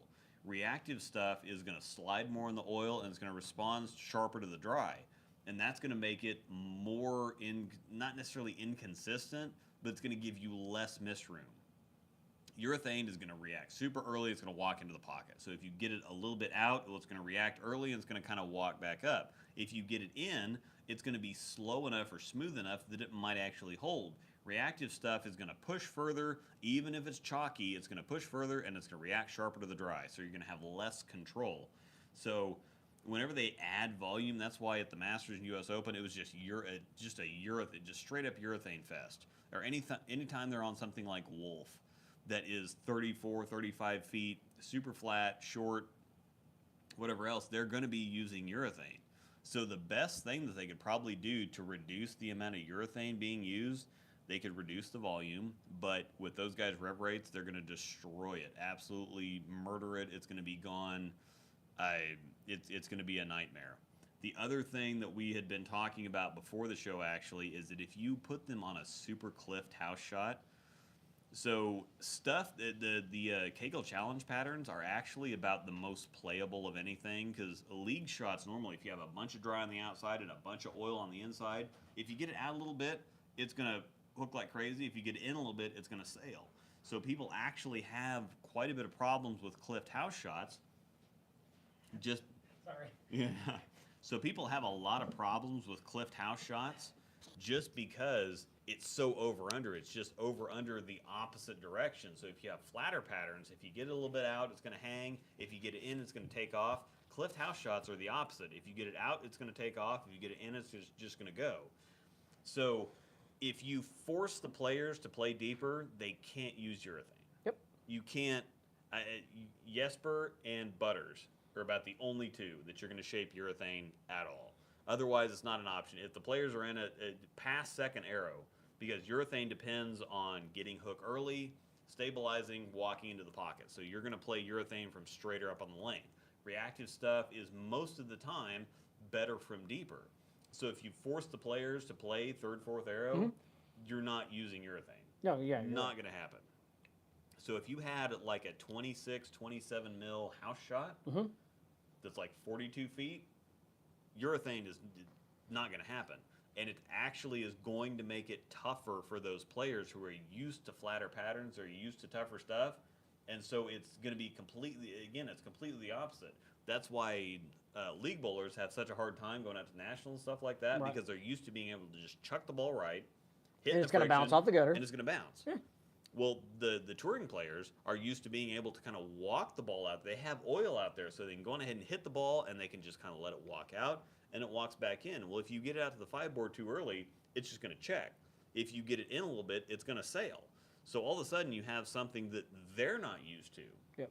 One thing that the pros do really, really, really well, that's really hard for a lot of your typical league bowlers, is when they got to get a ball right quick.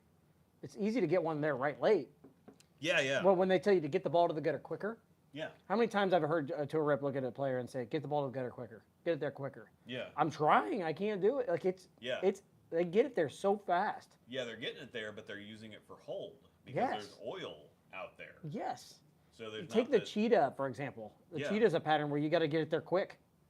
You get it there too late, yeah, there's friction there. Because there's friction. Well, there's friction on the 1 or 2 board. If you get it in, it's going to take off. Yes. Or sometimes it used to be, if you didn't get it out there, you didn't catch the friction to get it to shape. Yeah. To get it in there. I was talking So- to Brad about that one time. He said that he was talking to Jim Callahan. Yeah. Callahan kept telling him, "Get the ball to the gutter quicker. Get the ball to the gutter quicker." And he's like, "Dude, I'm physically trying. I can't get it there any faster." Take it over. Uh-oh. Johnny, you're out of your element. Did you remember to take your mic off? You did. All right, so we're still in the urethane talk too. The other thing also that bothers me about urethane bowling balls and what the pros are doing with urethane bowling balls is the misconception of urethane. Everybody sees, oh my gosh, these guys are throwing it on TV. It looks so good. So what do you think they're going to want to do? They're going to want to go and they're going to want to buy your purple tanks, your purple hammers, your pitch blacks, your fast pitches because the pros are doing it. And they put this misconception in the back of their mind that urethane is made for dry lanes.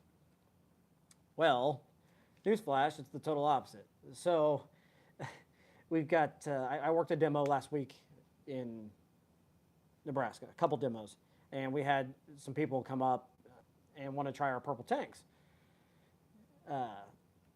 Common misconception that urethane's for dry. Yeah.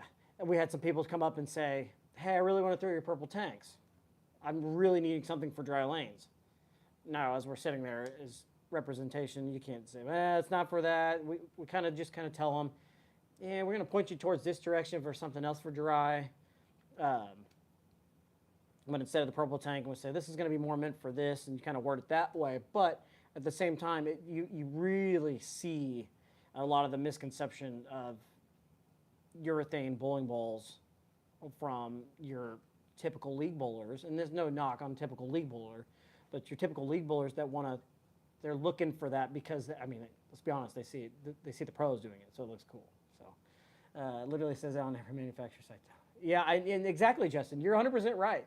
The ball is not made for dry lanes, but I want to say that they put that on there so that consumers like that buy it. I don't know. It says it on motives. It says it on swarms. I don't get it. I don't. I'll have to ask Luke that when he gets back down here, because that's a really, really good question. Not really question, but comment there. No one in the league needs a urethane ball. It just screws up everyone else. Yeah, that too. You know,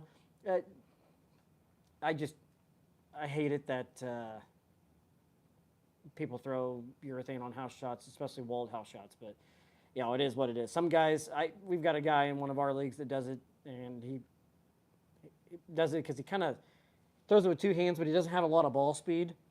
So I will give him credit on one thing. The ball does stay controllable. Like, apparently he can't control reactive. So I see a lot of people doing that kind of thing too. But that's just, there's a big misconception on it. I don't think the PBA is ever going to limit it. What they think they will end up doing is, like we talked about, and actually what Tobias said in the chat, is probably changing up the patterns at some point. It's still good for bowling to see, you know, good scores and whatnot, but yeah, it's pretty much the crutch these days. It's pretty much what everybody throws. You know, hey, it's this amount of feet, the volume's this. Huh, here comes urethane. So they've even had it where the PBA is pretty common, where nobody will throw urethane all week, and then they get into match play, and then just urethane comes out, and that's just automatically number one. They don't even look at anything else; it just goes straight to urethane. It's like, come on, guys, what's this? Some guys cost namers cob to do a lot of screw other team up. You know what? I've never had anybody that personally does that, but if they do, they do. This is the number one hot topic in bowling these days. We could sit here and debate about this for days, but I don't know. We're talking about still urethane stuff, and I was still in the comment about the big thing is they can change it up. And why you throw the urethane ball? And I told him, I told them the biggest misconception that drives me nuts is urethane bowling balls are pretty much a hot topic because they see the pros throwing them on TV, so they want to buy them. Yeah. And they think that they're made for dry lanes, et cetera, et cetera. Well, somebody put in the chat, but the manufacturer's site literally says it on there, made for dry lanes. Yeah. And I said, it doesn't matter if it's Motive, it doesn't matter if it's Storm, Yeah. it doesn't matter if it's Brunswick, but they do that because it looks like for the consumer, they're going to buy it because they think it's for dry lanes. It's 100% why they do it. I guarantee it. Yeah. They just want you to buy the bowling ball. Yeah. So And that's the thing is Igor, who supplied our topic right now, he says, I throw a lot of urethane. I love urethane, but it's so boring when everyone's trying to achieve the very same ball reaction. I want to see variety and different strategies. Because I think that's why people want to see, if they see everybody just kind of throwing urethane at the ditch, or they see Butters throwing a purple hammer every time, or Jesper throwing a pitch black every time, the same way, the same just whatever else, people want to see variation. They want to see challenge. Yeah. They want. It's like watching a really tough golf tournament. They want to see how people are going to approach these things. And because they can't see the oil pattern, the only way that you can see the oil pattern is by the strategies that the bowlers are using against the oil pattern. That's the only way that you can see what's going on. And if everybody's just using urethane on stuff, you're not seeing anything different. You're not seeing anything special. You're just seeing the same ball going down. Yes. Now, back when bowling was really popular, that's all you saw. Yeah. Was urethane and plastic. I mean, we talked about this a little bit ago, but the only thing difference is now is they're stronger. Uh-huh. They've got bigger motors in them. The covers are a lot different. The covers are definitely, yes, it's urethane, but the covers are still stronger. Yeah. I mean, what people don't understand, it's probably the strongest ball you own in your bag. Yeah. Because it's so strong and it's so early. I mean, the first couple times, if you're planning on throwing urethane, you have to throw it several times in practice. Otherwise, you're going to burn several frames. Throw a fresh urethane ball for the first time, and I guarantee it outhooks anything in your bag. Yeah. Yeah, if you go drill a purple tank, a purple hammer, a pitch purple black, tank, whatever you want. Whatever else, the first several shots you throw are going to go absolutely berserk. They're going to stop and they're going to go nuts. Yep. Because they're so strong. Like, Yeah. People don't understand. They are so strong. Well, they come out of the box at 500 or 1,000 grit, too, most of the time, because Why- that's just the idea. Why the manufacturers put that on there, though, is because, that's what they're used for, is they're used for friction control. Yeah, it's at some certain point, you have to go a certain direction. Sometimes it's like kids. Sometimes you just have to straight up either, give them an ultimatum or scare them or something else just to get them to do what they're supposed to do. Sometimes you just tell them stuff just to get them to do what they're supposed to do. And consumers, people, whatever else are kind of the same way. Sometimes you just have to put something a certain way or say something a certain way to get a certain point across, even if it's not the truth or it's not accurate or whatever else. Yeah, exactly. Well, we kind of got beat around on that one a little bit there. Yeah, I think we covered most of it. We covered it. We talked a little bit about it. We talked a little bit about other things. But what's cool about that segment is we can kind of venture around a lot of things of it. Honestly, we could sit here and talk about urethane for days. Yeah.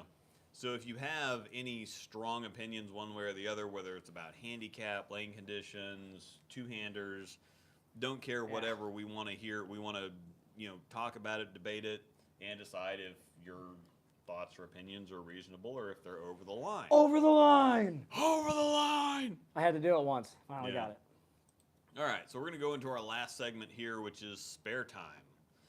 This is just for either leftover, like if you want to, again, we kind of debate it and we kind of talk about it and we look at the chat during the over the line, but we figure that that'll probably leak into spare time a little bit, so we'll talk about that or just some other fun stuff or spare time is generally for just extra leftover stuff or checking out the chat, answering some questions. So if you have anything you want to put in the chat right now, throw it in the chat. We're going to talk about our one that was sent in, and we'll kind of get to it a little bit. Yep. Yeah. Before we sign off here. Hope you guys are enjoying this. We're having a good time. It's kind of more of a segment-driven show. It's an actual show. We'll add some stuff as we kind of go on here too. So. Yep. Eventually, we'll have an intro and everything to our show. Oh yeah, we'll have a bunch of stuff. So yeah, one of our buddies sent something in by Greg Atwater. Yep, Greg Atwater. What would be your strike song if you were on tour? So you want to start with me or you? Yeah, I'll put Greg's on here first. Okay. He's a buddy of ours. Did bowled youth leagues with him for decades. So he was in my wedding too. By the way. Oh yeah. Yeah, he was a groomsman. Yep. So. So his would be White Trash Beautiful by Everlast. It's his wife's favorite song. Interesting. Omerta by Lamb of God, which is his son Gage's favorite song. And -1 by Slipknot, which is his daughter Cassie's favorite song. So they like metal. That's a metal family. Yeah. That is definitely a metal family. Definitely a metal I know family. that. And nothing wrong with it. Let's start with you. We usually kick it to me first. Let's go to you. Yeah, I would do, let me see. It's definitely going to be metal. Yeah, it's definitely metal. Luke says it's going to be Snoop Dogg. So, yeah. Gin and juice. It might be Baby Got Back. Gin, Yeah. That's definitely not Snoop Dogg. Yep. I can sing along to some I stuff. can take it first if you want it. No, I got. Okay. So it would either be, let me see. It's either going to be like the new Trivium song in the Court of the Dragon. That one's pretty sick. And then I got to find this. I got to pull up the song. I got to remember what the name of the song is. Trevor just drove by the house and took a picture of my car and says, Oh, I yeah. see you. So I had to, they were at his grandparents. The Weapon They Fear by Heaven Shall Burn. Ooh, I've never heard that. Yeah, it's pretty crazy. I'm a rock guy too, but I listen to a little bit of everything, but I do love some heavy stuff. Yeah. So. Hunters Will Be Hunted. As you can tell, Insight. we both got the earrings in, Yeah. and I've got the shaved bald head. Yeah. Not that I don't have that; it's just because I've got no hair. So. Yeah. I used to shave my head. People started asking me if I was sick. All right, so we got a couple. So we're gonna save these for next week. But thanks Bowling Ball Review for sending in a couple. He sent in a couple videos for analysis. Don't Sweet. play it. I'm not gonna play it. Don't You play can it. go Don't check get out it. the songs. Yeah, I'm not. Yeah, I don't want to get demonetized here. No, he can just send it to me, Angel. I'll watch it. Yeah. Oh, I didn't answer mine. Yeah, you got to do yours. So my big thing is I like wrestling. Mm-hmm. Call me weird. I don't care. Yeah. Still got that inner child in me. Brother. Exactly. But mine is going to have to be something wrestling related, kind of like Pete Weber. His has got Triple H. That's his. You know, it's all about the game. Yeah. Seth Rollins' original song would actually be pretty good. His original, if you've never heard it, go play it. I can't remember the name of the song, but it's pretty heavy. Can never go wrong with Inner Sandman, right? Metallica. Yeah. It's, Yeah, that'd be pretty cool. Oh, here we go. oh, cool. $5. Yeah. Well, yeah. Oh, question for you guys. What's the Yeah, best you way to s- handle You sandbaggers? send and dollars in, we'll answer anything. Yeah, Almost. he's throwing dollars Yeah, at yeah. us. Go ahead, I'll let you start. What's the best way to handle sandbaggers in leagues? Brent Coleman says, re-rate. Yeah, so I would say, yeah, especially if they're going around bragging about not getting re-rated. Don't know who that is. So, Bless you. Do it again. you okay, Mistel? We're good. Both 300 And- to get in their head. All right, so in leagues, I'm generally not too concerned about it. We had a thing. We're in a mixed league, and last year, whenever we're in mixed leagues, we average pretty high. We had a really good set our first night of league. Mine was really yeah, 660, whatever. yeah. The women had a. The women kicked our brains in. The women, not the girls. The boys are at women. 660, and the women are, Yeah, shooting the right women- around 700 yeah. to 750. So Shout out to Angel for 299. Yeah, Angel shot Friday night. 299 with her honey badger intensity Whoop, whoop. on Friday night, and she ended with a 745 series. Jonathan's wife Amanda shot 680, the high 680s, 680, 788, something like that. Couple bad shots away from 700 easily. We both shot 660. Womp, womp, womp. So that was I was on a 5-bagger, and then I guttered and spared and had the next 2, so that was very helpful right after missing a 7-pin. So anyhow, so there was somebody that took issue with pros should be in a scratch league or something, or why are they in here being it's the same thing with We dealt with some stuff right sandbaggers, Yeah. which are going to end up with having big games with their handicap. It depends on the type of the league. If it's a bigger money league, then you have a gripe. Answer that question. Answer that she actually shot 300, but she pulled on the wrong one. Oh, yeah. Yeah, so Angel shot 299, but she struck on the wrong lane in the first frame. And I'm pretty sure that she struck out the game before. So she had the back 3, wrong lane, next 11. So she had like 14, 15, 16 in a row. You brought it to my attention about the 8th frame. He's like, just so remember, Angel bowled on the wrong lane in the first frame. Yes, I know some professional sandbaggers that destroy in pots. That's why I ask. So yeah, if Yeah. well, that's the thing. If it's in side pots, eliminators, brackets, whatever else, you've got a legitimate gripe. In our It's handicap mixed league that you pay $14 a week and $250 a game goes into the prize fund. we have no side action. Don't care. Yeah. Don't care if somebody's sandbagging. I mean, if you're going to sandbag in a mixed league to get $100 back at the end of 9 months, you go for it. More power to you. We honestly, I mean, let's be honest. We're there to have a good time. Yeah. We would literally take a loss every game the rest of the season just to have fun and bowl together. That's all it is. Yeah, and so that's what I'm gonna say. If somebody has a problem, because we know we do bowl, we have a whole lot higher averages than anybody else in the league. We go average 150 in that league. It's still not we're not gonna average 150 next season. It Yeah. means nothing to us. So yeah, if we just want to bowl and have fun, Yeah. and we have told the owners and the managers, like, look, if you want to forfeit us every week, just so that we just want to bowl and have fun. The league seems like a whole bunch of fun.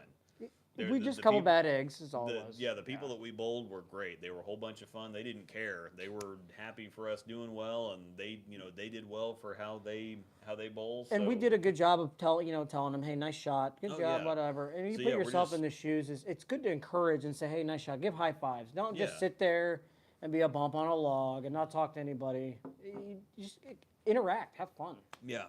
So in that situation, Agreed? Yeah. But if it's ruining somebody else's fun, it's $14 a week. We're gonna get $100 back at the end of I've the year. lost worse money. And if we've had other leagues that are so balanced anyway. If you get first, you get $100 back. If you get last, you get $80 back. So we're not there for 9 months to beat up a mixed league and get $100. We're gonna back bowl at the end year of the round anyway. So if you want to forfeit us and we all get $80 back at the end of the year, don't care. But in this situation, where you're talking about sandbaggers and there's money involved, totally different story. Yep. That you would raise hell about. Yep. That you would, we're pulling up their whatever else, and especially if they consistently do it and they come in with because the shootout at Gage North used to be like that. Oh, really? I mean, there was guys that there was a guy that was in town for 2 years for work. He was a lefty, really good. He was one of those guys that just put it down the side and just didn't miss. Really? I mean, he came out here, and this was back when there was, he bowled at Gage when there was wood. So there was wood, and then the next year there was lane shield. He averaged 230 something both years. He averaged like 232 and then 237 or 238. I had never bowled a Gage prior to the lane shield. Yeah. I remember the lane shield. It hooked a ton. He was just good, but there was one time he bowled the shootout, and he shot 299 and lost to a 307. See, that's actually, it's funny you say that now because I was getting ready to hit that up. We Yeah. just had Chase. My only question is why the max score 300 for handicap bowlers. Why Yes. isn't it max? Seeing 320 plus is kind of absurd. It should never exceed 300. Yeah. Ever. In a match play setting. Not even match play. It Do should never exceed it anyway. Yeah. Well, Why? The only thing is if you have it's a high handicap game in a league is the only place where I would ever consider letting it be above 300. I wouldn't even do that. 300 is max. Yeah. It's max. So you would just tie for Tie. It's just like the scratch bowlers. If you shoot 300, We tie. like in our scratch league. We don't get to go, hey, Yeah. You have 15, 16, Yeah.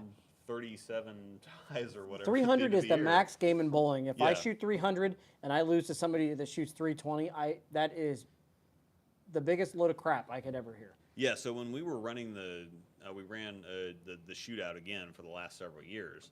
If you bowled a 300, now in qualifying, if you shoot something over 300, there's no way that we can keep it out of the system.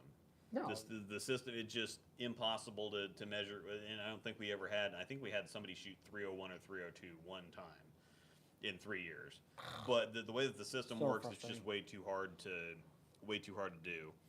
So, but once we got into the bracket, 300 was the highest. You have to at least give everybody a chance to tie the game. Yeah, that's it. You can't have a 307 in a bracket. Yeah. You can't have a 307 in a pot game. You can't have somebody coming in with a 160 average and always shooting 200. In my opinion, it should be the same way for everything. Anybody should have a chance to tie the game. Yeah.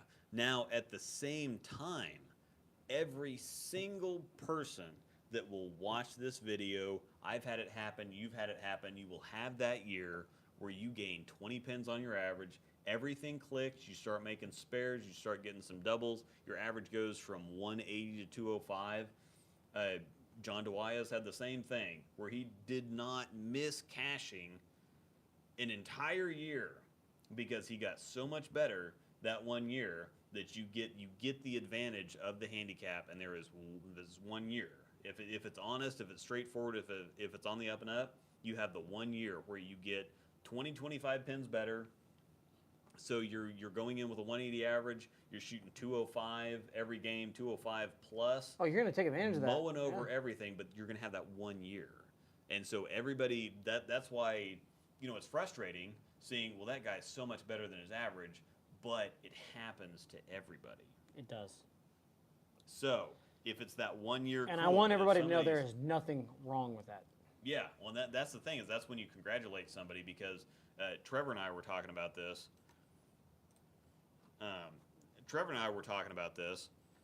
But Trevor is in favor of handicap because number one, if you don't have handicap tournaments, like if the shootout was scratch, we'd get 12 people, and they wouldn't play rackets because they're not going to chop up with each other. Handicap bowlers build the tournaments for the scratch bowlers to even win any money at all. And build the brackets. Yeah, so scratch bowlers don't want to show up and bowl against other scratch bowlers because it's just going to be passing money back and forth. That's why when you have a bigger team go to nationals or something like Brent Bauer's team with Zach Rhodes and Brent and Jeff Young and Justin Zwashka and whoever else, they're going to pick a couple horses and put them in everything and then split the money at the end. They're not going to just beat each other up because that's all that's going to happen. If they all go all in, they're just going to beat each other up and knock each other out. They of did everything. the smart way. Yeah. Yeah. So you pick a couple of horses and you do that. So. Saying about sunshine and dogs Yeah. behind, yeah. That comes down to the tournament directors, which that's why James has flown out to Kansas City several times because our tournament directors Are Mike Adamski, fantastic. Dave Waswo, Kim Waswo, and Gabby Waswo, And Gabby. our official mascot. And I am the hottest little man she's ever seen. Yep, and Angel's crazy. But anyway, they run the tournament. I mean, they give people flexibility. Yep. Even though I should have come in at a scratch average when I started bowling lefty again, it's like, well, we'll give you your last scratch. We'll give you your last lefty average. And I didn't cash in anything. And so now I'm back scratch again.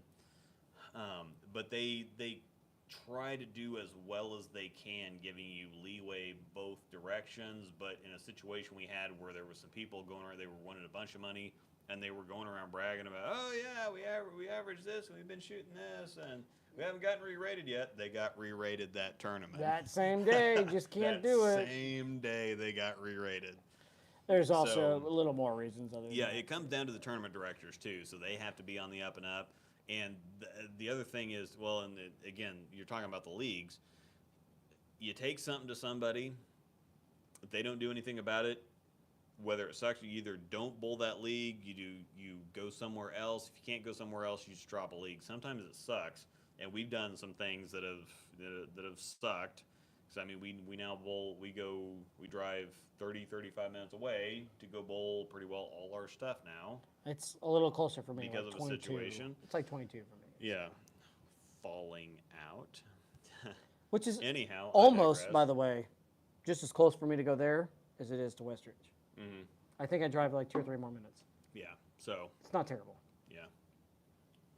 Anyway, and that's the thing, Mark Davis. It But we speaks love a it. lot about the person that does it. Every time I play, it's about doing my best, and that's the thing. Is like I've donated a bunch of money this year. Angel and I have had a couple really, really good tournaments. We don't have okay tournaments. We either don't cash or we're in the frickin' step ladder and making a crap load of money. Most of the time, it's it's donating, big time donations. But I'm still trying to do my best every time. So I am a scratch bowler on a house shot, even though I'm still kind of working stuff out. Yeah. I don't want to be that person that shows up and somebody's complaining about them. My favorite, though, this year is the girls cashed. Sorry, ladies. Yeah. Cashed, and you and I Oh, took dude. second in both eliminators and made more money than they did cashing. Yeah, that was so great. They cashed in the tournament, but we finished second in the eliminator. Didn't sniff cashing, but we managed to hang on to the eliminator and we made more money. Both than they did. eliminators, scratch and handicap, and we made more money. Yeah. Some people just seem to want to ruin the fun and fair competition, and that's the thing. Like some people just want to win no matter what. I am one of those people who if somebody gets bad breaks or has a rough time or if they're injured or whatever else, I want to beat somebody at their absolute best, because then I can say that I actually beat them instead of, oh yeah, they got a couple bad breaks and that's, I won because somebody stoned an 8-pin in the middle of a 5 or 6 bagger. Correct. Like you don't want to win that way. No. You don't want to win by sloppy stuff. I mean, tripping a 4-pin, or for me, tripping a 6-pin, or rolling a 9-pin or an 8-pin, either way, one way or the other. Sometimes you get good carry because you're throwing the ball good, but you don't want to go Brooklyn on somebody in the middle of you don't want to have a triple and then go Brooklyn and then have another triple and win because of that. No. Or you don't want to see somebody else lose because of some nonsense that they had no control over. So I want to win when somebody has great ball reaction, when they're throwing it good, when they're getting the breaks. I want to beat them at their best, because then you can actually say I won that game. Yeah. So Exactly. We're in spare time at this point, right? Yep. Okay. Throw these questions into the chat before we sign off, because we've got to be getting close to being done here, I would think. Yep. Right? We've been going for about 2 hours now. Yep. And I so need to cook dinner.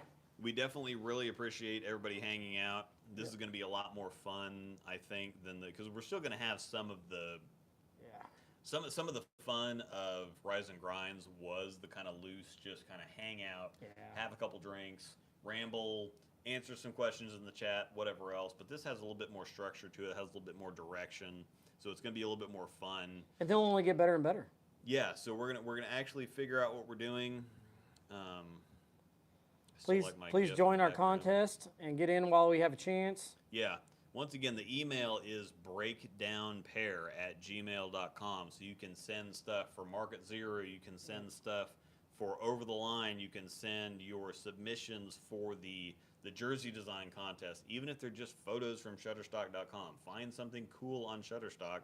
I just want a cool jersey, like this one, Black Dragon Scales. This is a cool jersey. Pretty cool. Also, you can get 10% off coolwick.com. Oz 10 or Rosedoll 10. You can also have a cool one like this. So. And we're right. both wearing different colors. Yeah. Featuring different colors. So. Oh, what's your favorite release this winter? Summer, sorry, Southern here. Yes. I actually have I need to talk to this kid that's from Australia. I need to Zoom chat him later tonight. Never heard of him. But what's your favorite release so far? I really like the UFO alert. That's probably my favorite one here recently because it's an asymmetric version of my synergy, and I throw my synergy pretty well. If I can, I throw it because it seems more like a Pearl or a hybrid version of the ProMotion than the Trend does. So my synergy and my ProMotion are really good working off of each other, and the UFO alert has the same cover as the synergy. It's just on an asymmetric core. So I really like the UFO alert. That's one of my favorites right now. And the unfortunate thing is everybody got so big on the dark code, and that got all kinds of pre-orders that put a bunch of stuff on back order. We're still suffering back orders from the dark code. But the UFO alert, I really, really hope is going to get some attention because it's really good.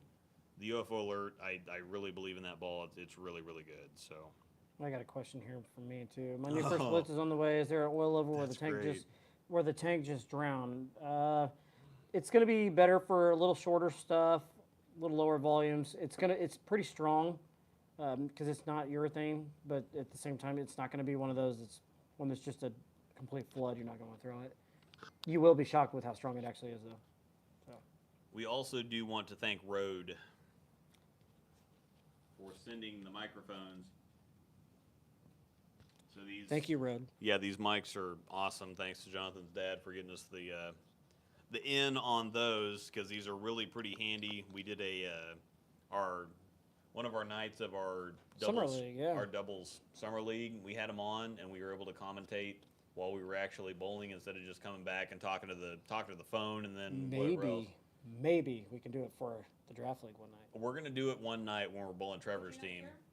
Yeah, I said when we bowl Trevor, we are. Yeah, because I did not know that.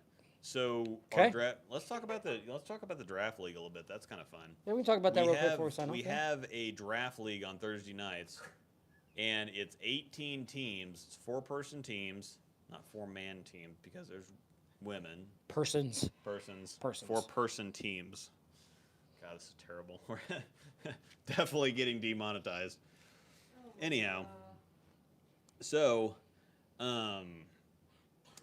there's 18 teams. We actually could have had enough for 20 teams, but they wanted to keep it at 18 teams because then we can bowl every other team each half once, and then have a position round. And end up bowling 34 weeks. Which is our typical league size anyway. So we had to go out of our way to accommodate 20 teams or to make it work. And plus with the COVID thing is kind of rearing its ugly head again. So we might have to, the social distancing, masks, all that stuff might come back. And so it's going to make it a little bit more difficult. It was kind of difficult last year. We had half the league bowl one week and half the league bowl the other week, and then we had to do double squads, which those were actually really fun. Actually, I enjoyed it. I like bowling one team and then going to a different pair and bowling another team on the burn. Well, we bowled you that double week. Yeah. Yeah, it was fun. Even though there's no such thing as bowling on the burn on the left side, but no. I digress. But anyway, so the draft league, I actually drafted exactly who I wanted to draft. That's who I told you I was going in to begin with. I wanted you, I wanted Rodney, and I wanted Angel, and I got you and Rodney and Angel. So Here we are. So yeah, guess what? That'll make for some really good content. So we've got Trevor Baumgartner, which is a friend of ours. He's a really good lefty. He was on our last show of Rise and Grinds. He just stupid good.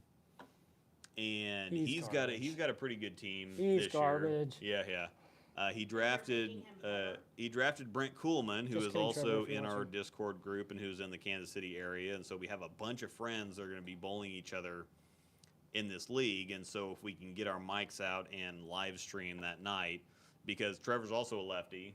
Oh, He's the captain. I'm the captain. So I'm going to be bowling Trevor. Angel's going to be bowling Brent. You're going to be bowling. I don't know. Jared. Who did you get? Jared Freed. Yep. Oh. You can keep his clothes on. yeah.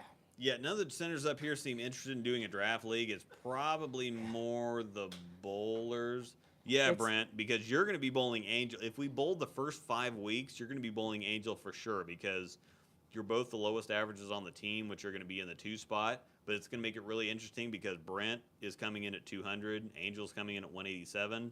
But Angel averaged almost 210 over the summer. And then we bowled the mixed league there Friday night. She shot 299, 745. Brent has also gotten a lot better here recently, so he's, I think, going to go for 215 anyway. So that's going to be a great. I want to do it. That's going to Gutter be. ball. They're going to be. Wait So for it. Wait for the comment. That's going to be one of the better 2-hole matches, because most of the time what they do in this league, the team captain and the next highest average have to bowl in the 3-4 spot. So the 2 highest averages on the team have to bowl in 3 or 4 spot.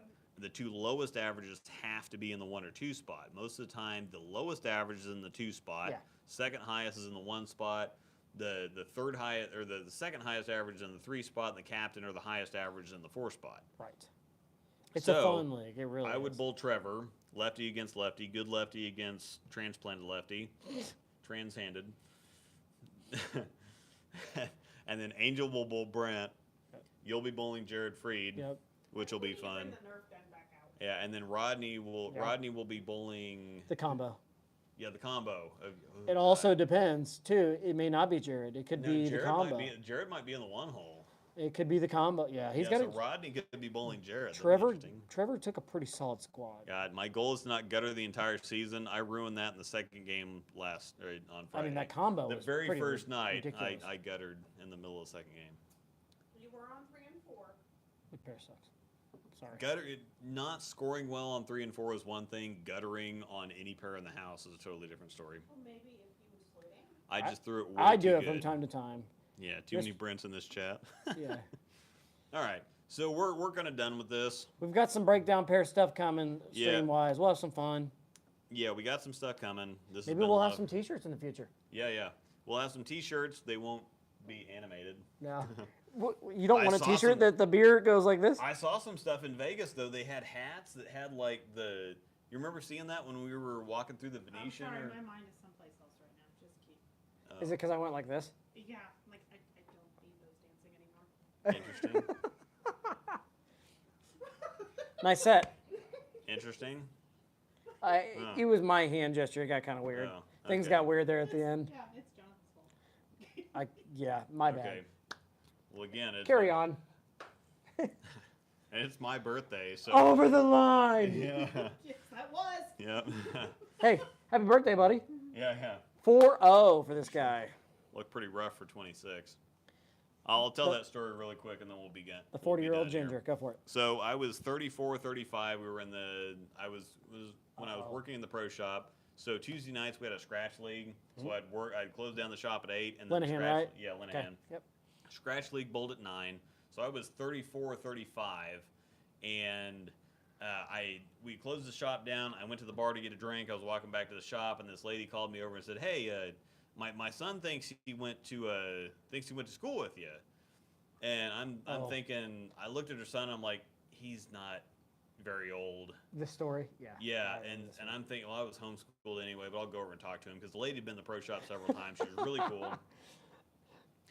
And so I went over and talked to him, and so So I went over and talked to him and talked to the son. He went to a high school in town, and I said, "Okay, well, how old are you?" He's like, "Well, I'm 26." And I said, "Well, I'm 35." So I mean, we didn't, you know, I wasn't going to tell anybody I was homeschooled because that's extra information. Homeschoolers are weird. Fact. Obviously. You just told everyone on. Yeah, they're bowlers. There's not very many people watching. Not now, but we're gonna get some people check this out. Yeah. So anyway, yeah, I know. So this is the funny part. Wait, I'm 40. I thought you were in the late 20s. I'm a Michael J. Fox, hopefully without the Parkinson's. But, Oh dang. There it went. yeah. Now we've got to shut this The down. monetization. We just got to shut this down now. Dang it. Yeah. Lucas had a rough day. He needs I've to had give a you really the jabs. rough day. Yeah. So I just need to. So anyway, so I was talking to this lady and her son, and he said, "Well, I'm 26." I said, "Well, I'm 35." Yeah. So, and she was like, "I was about to say, you look about right for 35, but you'd be pretty rough for 26." So the joke is always, you look pretty rough for 26. And it's every birthday. So, He's back up. You look Yeah. rough at 26. why is no one using the Electrify Solid? Because they keep backing it up. It's not going to be released until November. It's a good month. October 29th The month is of my when the anniversary Electrify and my Solid's birthday. coming out. They put the video out featuring Jillian Martin. I call her Jilly. Jillian Martin, like 3 months ago. It was supposed to come out in July, and they backed it up, and then they backed it up again, and then they backed it up again. So Gosh, he it's not says coming he- out Brent- until October 20. Yes, Brent says he'll pre-order the ball pre-ordered in the ball May. in May because they had a video up for it in June. This and guy they has asked a couple backed times. it up a million times. Should I drill my red hammer pearl urethane? I have never thrown that or really. I would sell it. What's the over/under on the Electrify Solid never getting released? Yeah, marketing a ball overnight. Well, so the problem is here that they announce as soon as they announce the dark code, any code ball is going to sell like nuts. So as soon if Motive release again a Venom or a Jackal, Anything you slap a Venom logo on or a Jackal logo on, we're gonna sell it. yeah, it's the snake or the fox. Wait until they Or put the- out another revolt yeah. or something. Yes. Yeah, so that's just going to sell. So the dark code, everybody was interested in that. Revolt! They announced that, and so they have to fulfill distributor orders because they can't just, okay, we're going to make this many, we're still going to release it the same day, but they're only going to send this many to this many distributors, and so the ball's going to come out, but there's going to be a certain section of the country that's not going to get the balls on release day, which is Yeah. bad. Yeah. So they back up the release date to at least fulfill all the distributor orders up front. So, The other part that sucks though is because the more time they keep pushing it back, the more pre-orders they get. everybody's going to forget about it by then. But so they had a Guess bunch what? They're gonna have a surprise. they had a bunch Oh, of I dark opened a code ball. pre-orders, Hey, and it's a then ball. one of the distributors accidentally leaked the Zen Master. Yeah. Earlier, a couple months earlier than they were supposed to, and so as soon as somebody heard it, as soon as everybody heard there was a solid Zen coming out, Oh. Yeah. that made it even worse. And so they had to keep backing stuff off. And that's the other thing is that the HP2 line for Rotogrip has been empty for months and months, because they went ahead and discontinued the MVP Pearl and the MVP Attitude because they had the two hyped balls coming, the hyped Pearl and the hyped Hybrid. Mm-hmm. But they had to back those off because Dark Code, Zen Master, whatever else. So the HP2 line has been vacant for months, and those balls aren't coming out until October. So we have had nothing in the HP2 line since January, February, because they discontinued them with the thought that the hype balls were going to come out in March or April. Right. They're not going to come out until almost November. And the same thing with the Electrify Solid. The higher end stuff is more popular, it sells more, so they have to release that stuff first. And so that's why they backed off the Electrify Solid and the hyped Hybrid and Pearl, because the RSTX2, Zen Master, Dark Code, all that stuff is going to be more popular. So Sorry, I'm still doing our promoting Yeah. in the chat here. yeah. All right. Anyway. Just put in the Cyberpunk chat once release. again, breakdownpair@gmail.com. Send us an email for video analysis, the contest. Yeah. Anything you want to talk over the line, videos, anything. Yeah. Yeah, any suggestions for the show? Yep. Anything you have, anything you want to send in, if you want, if you have a controversial opinion about something, send that in. If you have an entry for our jersey design contest, send that in. If you have something for, what is Some videos. Yeah, some videos that you want us And to make look sure, at. like you said, put them in YouTube form so you can pull Yeah, them. put them on YouTube so I can just put them up on there and we can figure it out.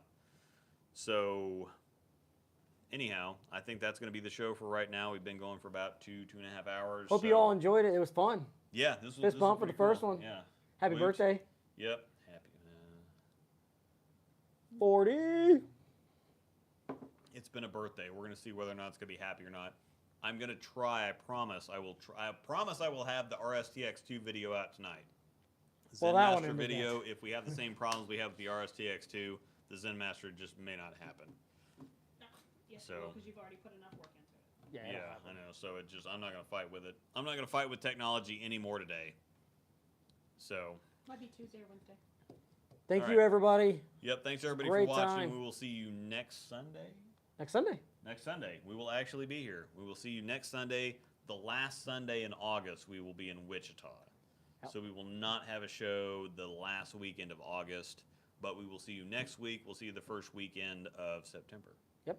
So thanks everybody for watching. We'll see you later. I need food, and I need to get videos up for everybody to watch. So thanks everybody for joining us for the first episode of the Breakdown Pair The with breakdown Luke pair. Rosedal, Jonathan Oz. Signing off. Rosedal 10, Haas 10, Coolwick.com, Bowler Smart. Thank you.